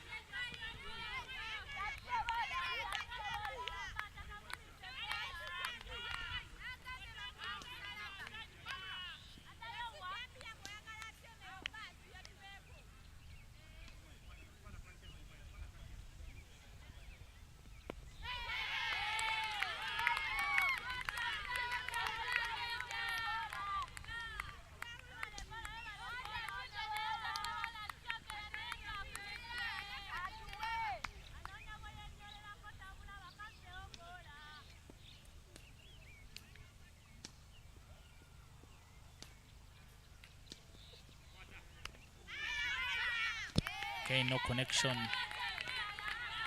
Not enough bat behind that ball. I hope Nakato doesn't get frustrated and try and play a shot out of anger. But now the momentum with MASAKA says they need a big win to try and improve on their net run rate if they are going to catch up with top quality bowling. We thought about taking a single, but I think the noise somehow scares you out of taking the run. Maiden over for Kaijuka Florence, 9 for 1 St. John's.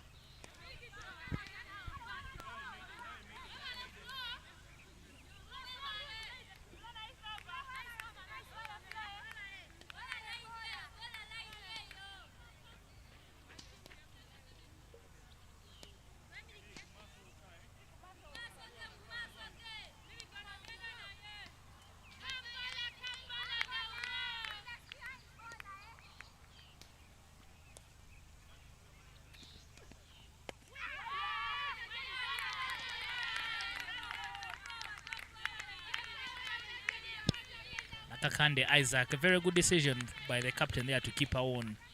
She's bowling well, so just make sure you keep the pressure on. They always say, Naomi, if you're going to kill by strangling, do not remove one hand and try and look for a knife.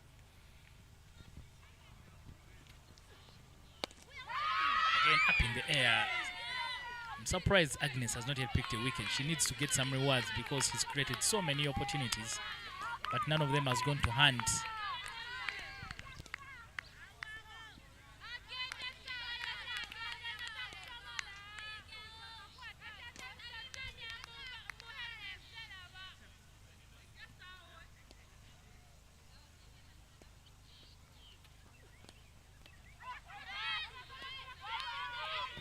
Finally, some button to that. They choose a fielder, they'll just get a single.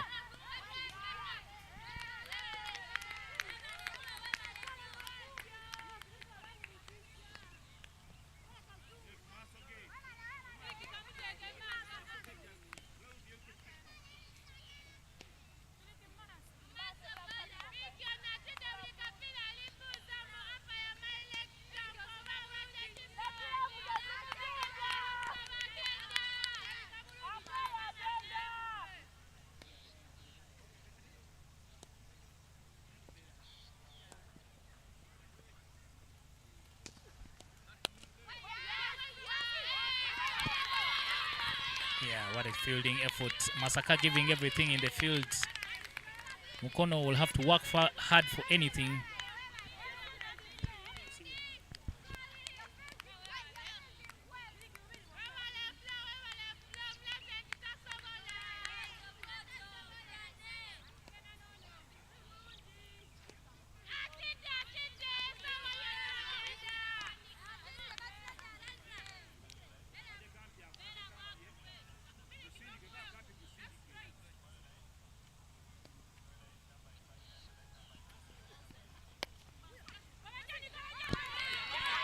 Fielding. MASAKA have shown a rare fight today. It shows that they are very, very interested in this game. They want to pick up the win. Yesterday they were at 7s and 6ers in the game against Olira. They lost by 10 wickets. But today they look more inspired. I think they know if they can get a victory, they can put for a semi-final place.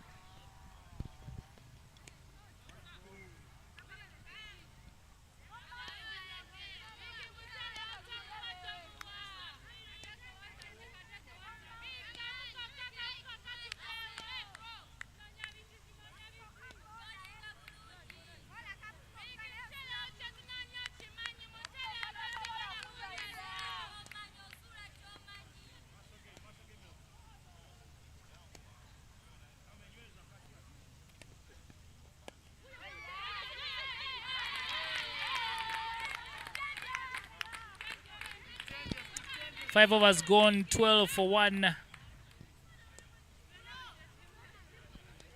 Yeah, St. John's under the pump. They approach again. I watched them playing yesterday. This is the wicket there, Kaijuka Florence. That's beautiful action. That's a wicket, a catch taken by Nakakane Agnes, who was standing in sleep. First wicket to go down, Letitia. But St. John's look like they've avoided. Don't look like they want to chase down the runs, Naomi. I don't know why, but I feel that they need to give some effort.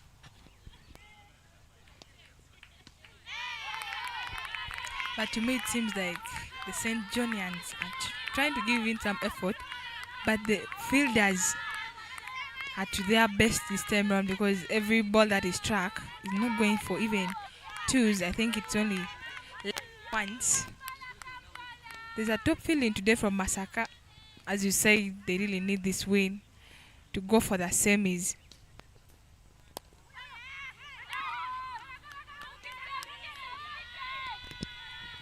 That should race away for a boundary.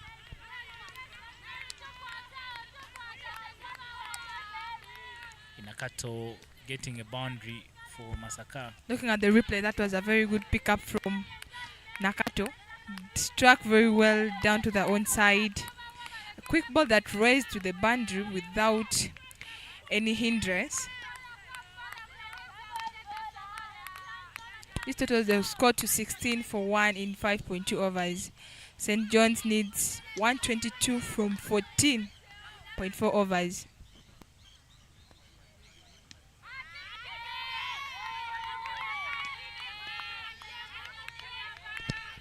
Yeah, you can hear the MASAKA player saying Atide, meaning she's scared.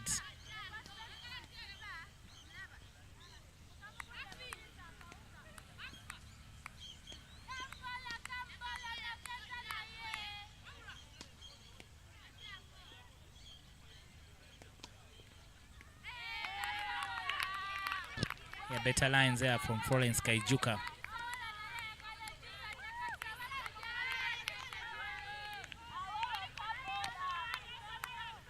I feel that if St. John's were able to give a better effort, they could try and push for the score.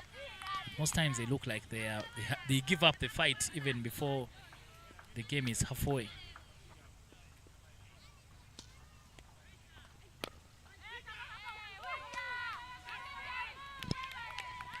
Good shot and well fielded by Kevin Mukite. Just keep it to a single. More intent. St. John's needs to show more intent. They give away so many runs with the ball, but they show very little fight with the bat.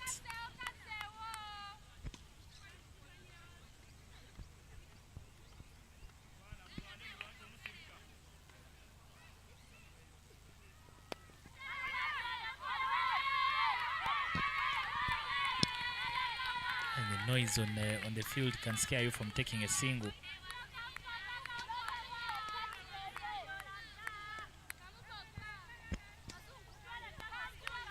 The Juniors, having lost to Lila in this almost the same very way, are feeling too scared right now because there's a lot of noise that sometimes even makes you hesitate.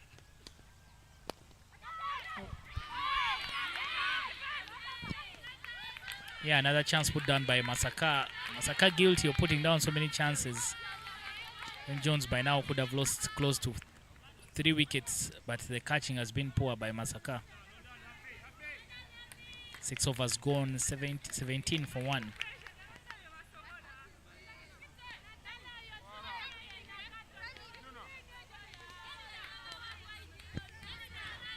Coming to the bowling attack is Mukite Kevin after the 6 overs end of the first power play. They still have 14 overs and they need 121 runs. A little bit challenging right now for St. John's because they need to change the strike. Not moving at the pace they're moving right now. There's a lot of motivation and morale in the field that is giving so much courage to the bowlers to keep dotting. Look, Mukite has been one of the good bowlers, not so bad. She has been bowling for the team and trusted with the ball. I believe she'll also deliver like the way the other bowlers like Nakaka and the Agnes have also delivered for that team.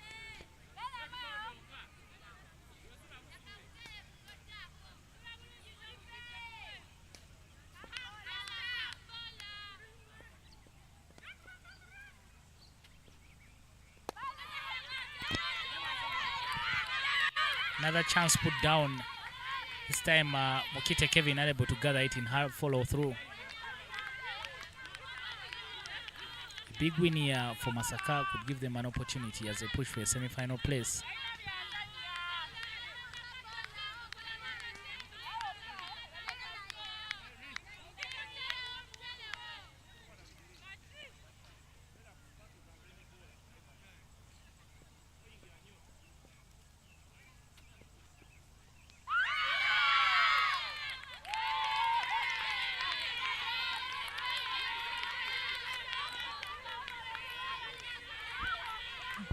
One given onto the thigh. Called for some medication there.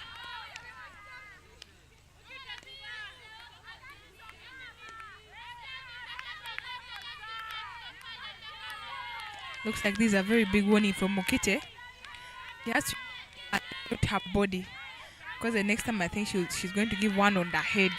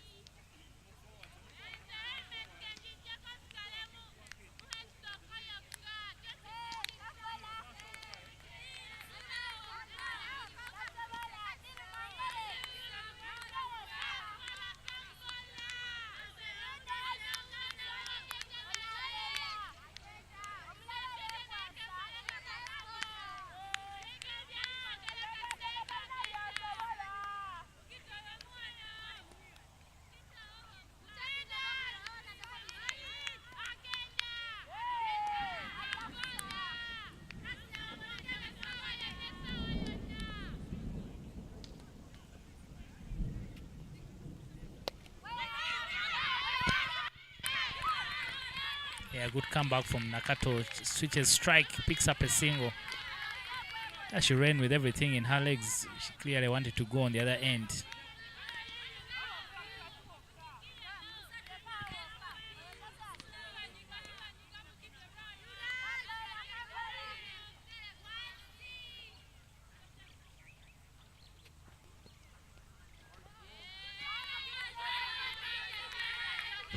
That's a wide there from Mokite.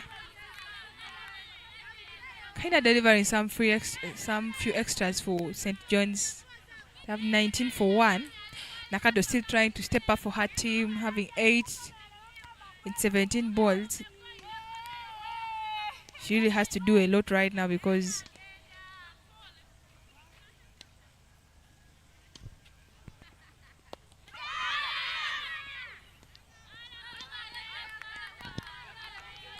just over the head of Mokite Kevin. MASAKA family on top. I think they just need to be clinical, try and skittle out the opponents for a very small total if they're going to get a big victory.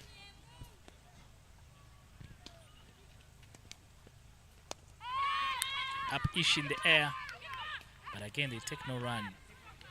Now even St. John's players now are fearing to take singles. As I just said, the noise in the field will make you feel like the ball is already in the fielder's hands and is already coming back to the keeper or the bowler. though the fielders are in the 30 that when you strike the ball you can take a single, the batters are scared of any fall of any wicket right now.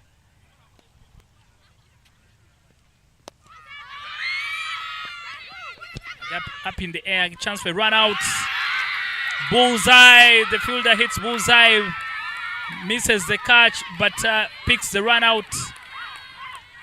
Against a run of play, MASAKA get their second wicket. St. John's lose Nambuya for just 4 runs. They are now 19 for 2.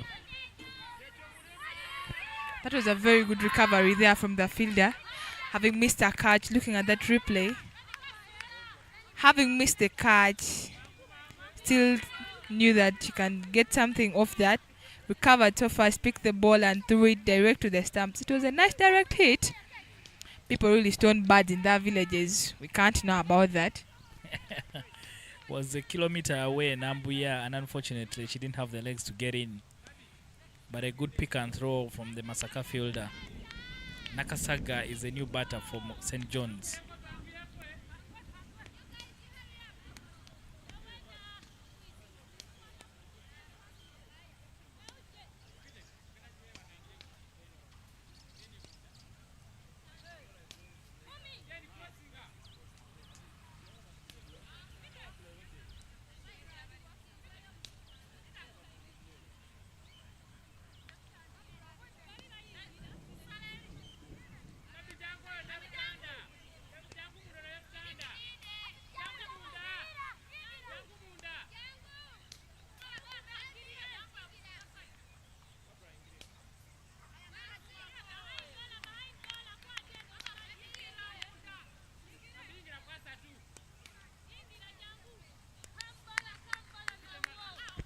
Coming to bowl is Noella, who is coming to deliver her first over.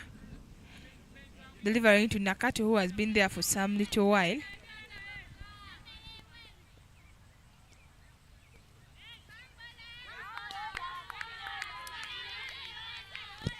Naula Hasfa, the captain, comes into the attack. But I think for now, MASAKA might be safe. We've already bowled enough numbers for us to get the result in the match. And we've been lucky throughout the whole tournament. The weather has been very, very kind.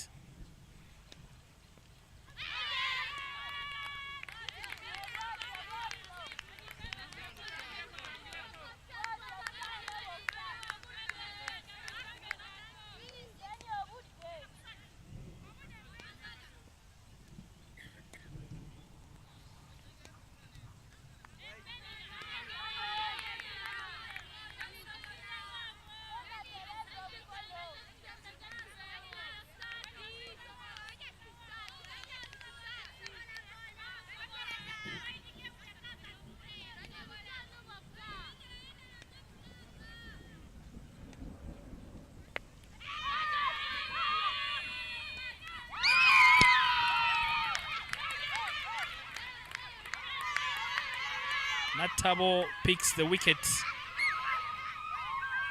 More jubilation for MASAKA SS. 21 for 3 now. St. John's. They are looking down the barrel of a defeat. And you can see MASAKA SS going back to their markers quickly to try and make sure that they survive the narrative. Looking at the replay, that was a very good delivery. Kind of fuller. But Nakato goes... I try swinging it, but I think doesn't get the power spot. Edges it and leaves it hanging in the air. Just a fielding practice here for Naptabo. Easy wicket there for her. And into bat is Nabulime for St. John Secondary School. They need 117 from 12.4 overs.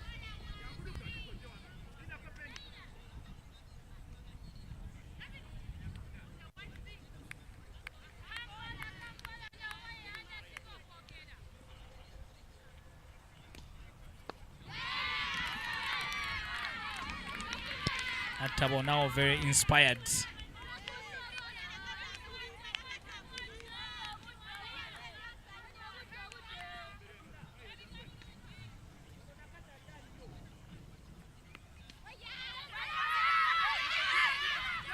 Chance for a run out, And it's given again a wicket out of nothing for MASAKA SS.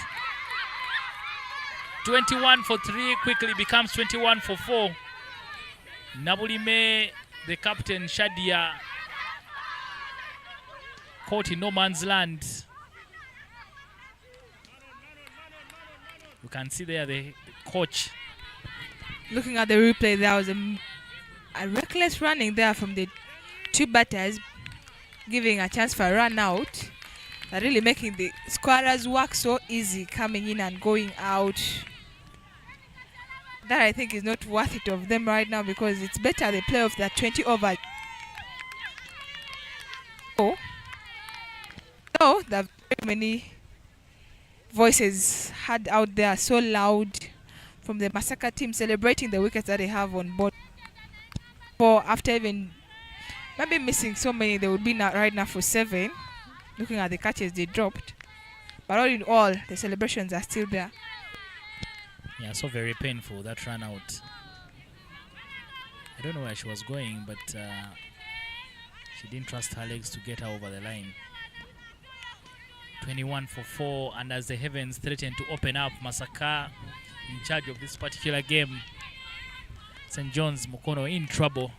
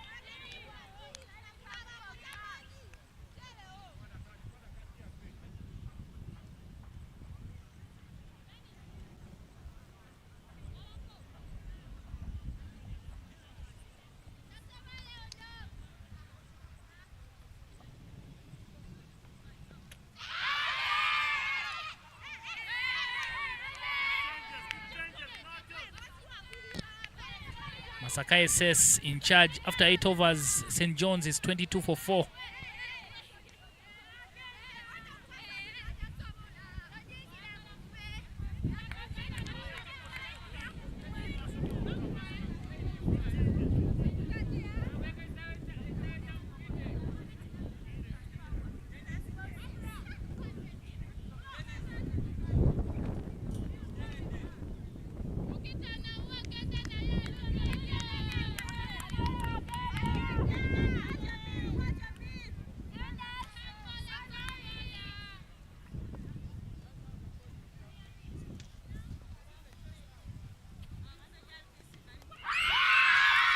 Timber it is. Mukite Kevin dismisses Nachito Nakato. 22 for 4. Now quickly 22 for 5. There is nowhere to hide for St. John's Mukono because MASAKA are picking all the wickets. And even as the heavens threaten to open up, MASAKA know that they want to make sure that for them to get a good net run rate. Looking at the replay there so keenly, that was a full delivery from Mukite, but Nakato goes across the line and leaves it so wide and very easy for the ball to just land into her timber. So bad for her. She has been trying so hard for her team, trying to get the singles and the twos, but she's sent back to that dugout to join her fellow friends who came in and left her behind.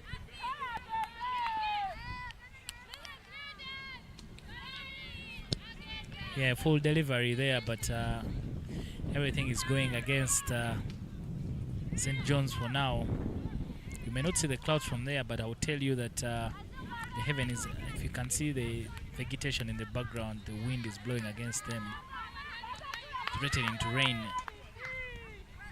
And MASAKA just trying to make sure they get through this very, very quickly.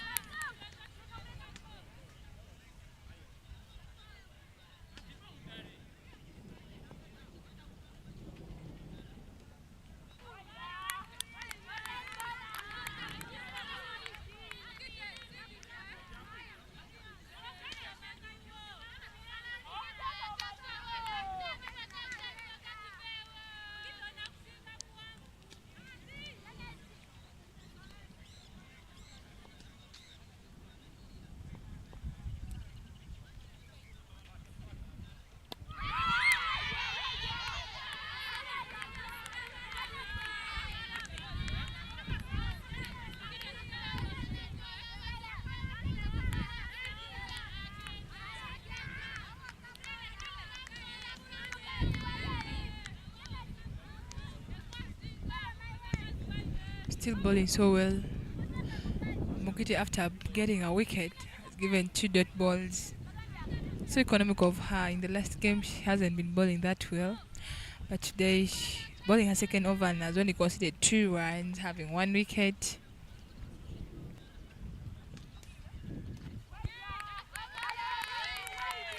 Following the footsteps of her sisters, that is none other than Rita Musamali and Kakai, who are the nominees of the Vipals. I think it's not a bad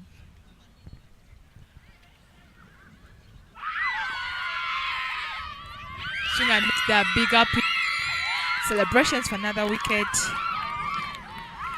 One in a basket. They celebrate this moment.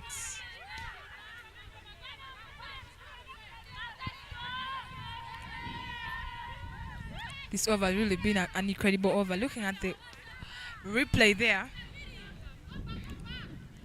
Mukite delivers that ball right in the right place, and the batter swings a bat, getting the edge and goes direct to the keeper's hands.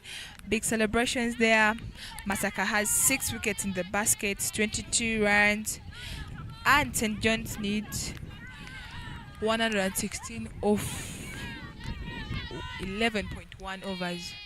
Still a big score to chase, which is going to be a little challenging if wickets are still falling.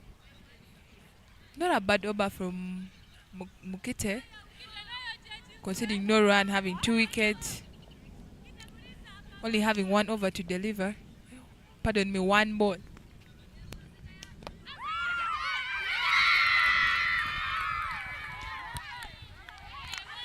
A little place in that, and Mukite takes it, appeals to the umpire, thinking that they ran out.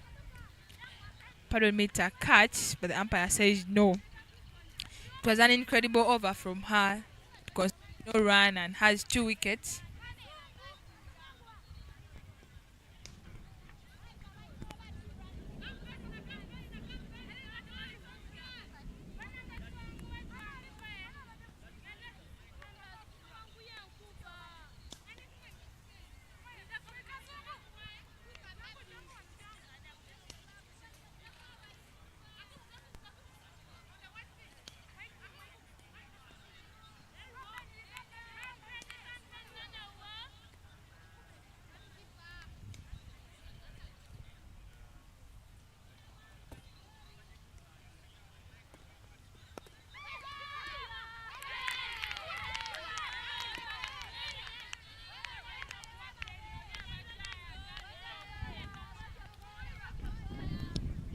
Notable patience with 1 fielding dismissal and 9 wickets.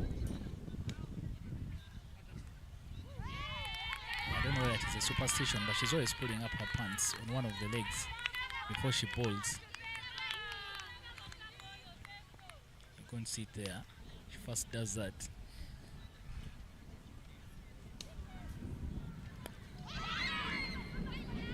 Oh, the spin beats the fielder.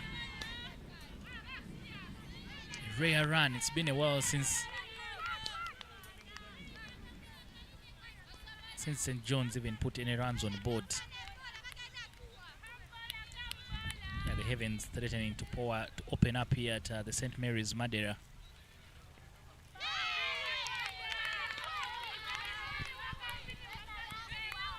Yeah, not looking very good for us here, and maybe very soon we'll be going off because the drizzle is just getting heavier. After we've had very good weather in the past few days, hopefully that this doesn't hold for so long and can allow the game to continue.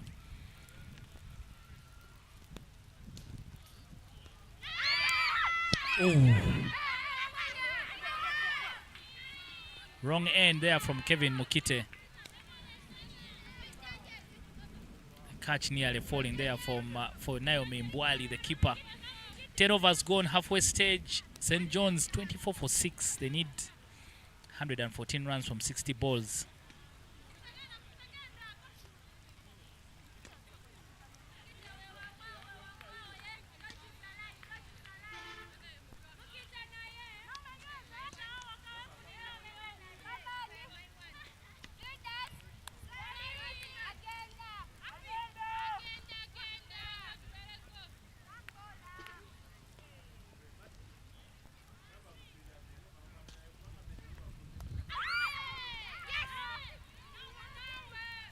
Mukite, after giving a maiden wicket over, has come back into the bowling attack and still bowling so well, delivering her balls into the right place. Opens up with a dot ball.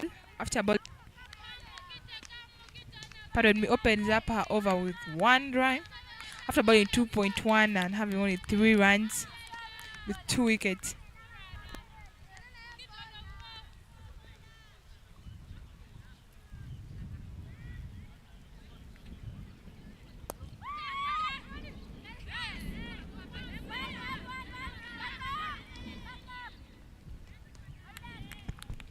Driven to covers, little up, missed by the fielder, and they go for 1 run. The score right now is 26 for 6 in 10.2 overs. St. John still has 9.4 to chase the score.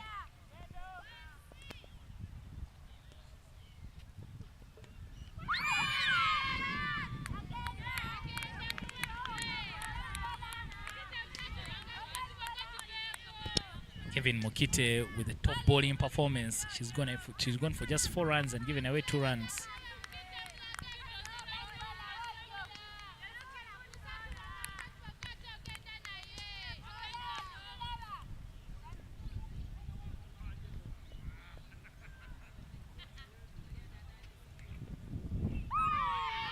Another swing and a miss. It's been a lot of hard work for St. John's with the bat.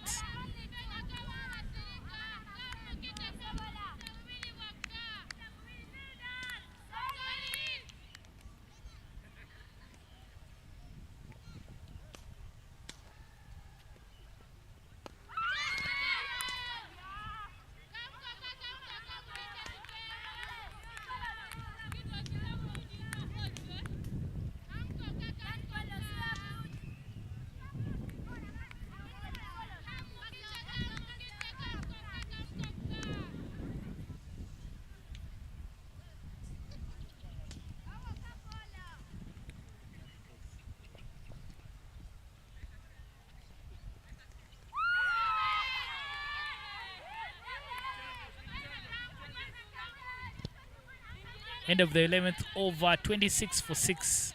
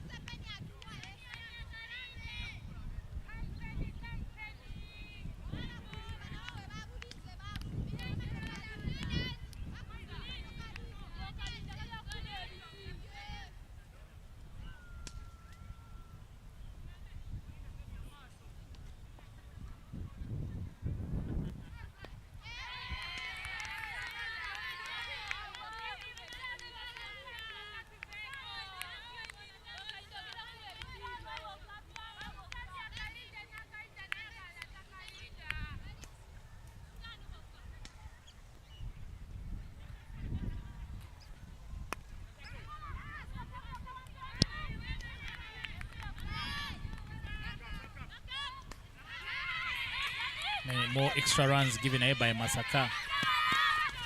MASAKA now starting to put the foot off the gas, being bit casual in the field. So they're giving away extra runs, so they need to make sure they tidy up and see out the game.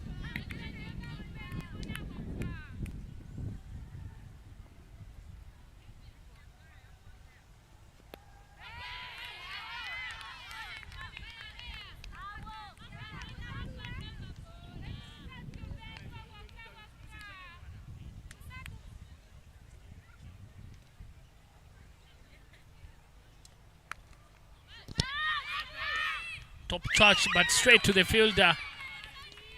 The chance is put down.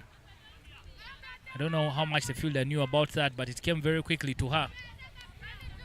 In this case, we say she has saved 3 runs.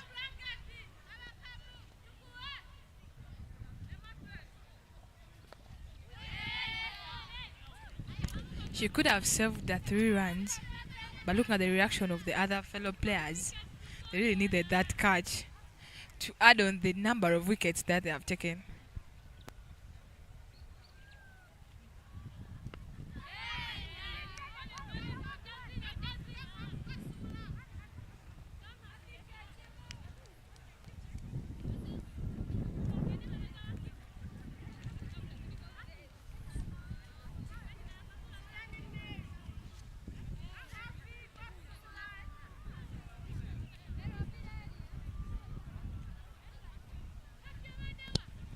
Tell you in this game, Naomi, that St. John's lost 5 wickets for only 3 runs. They were 19 for 2, and in a matter of overs, just about 3 overs, they went to 22 for 6.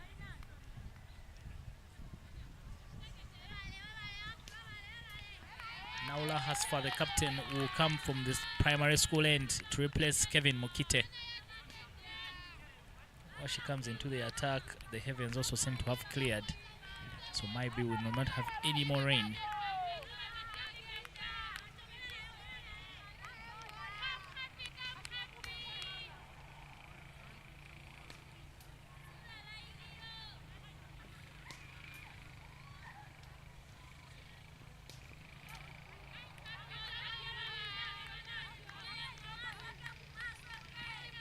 The captain there opens up her over with a wide delivery. In the previous game that she had against Ginger says, she delivered so well, had 2 wickets.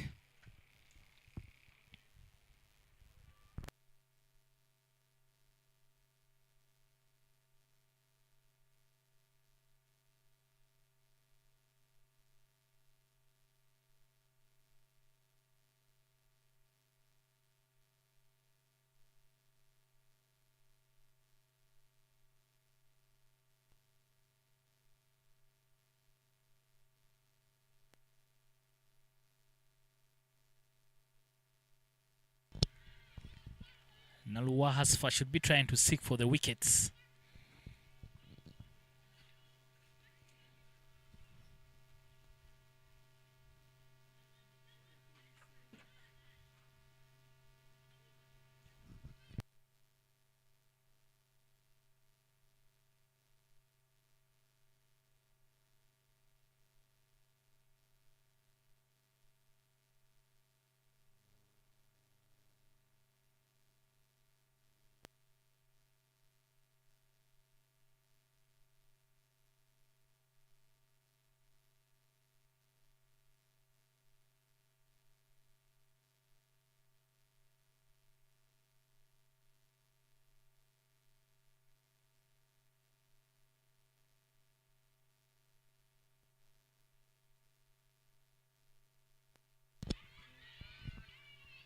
Thick outside edge,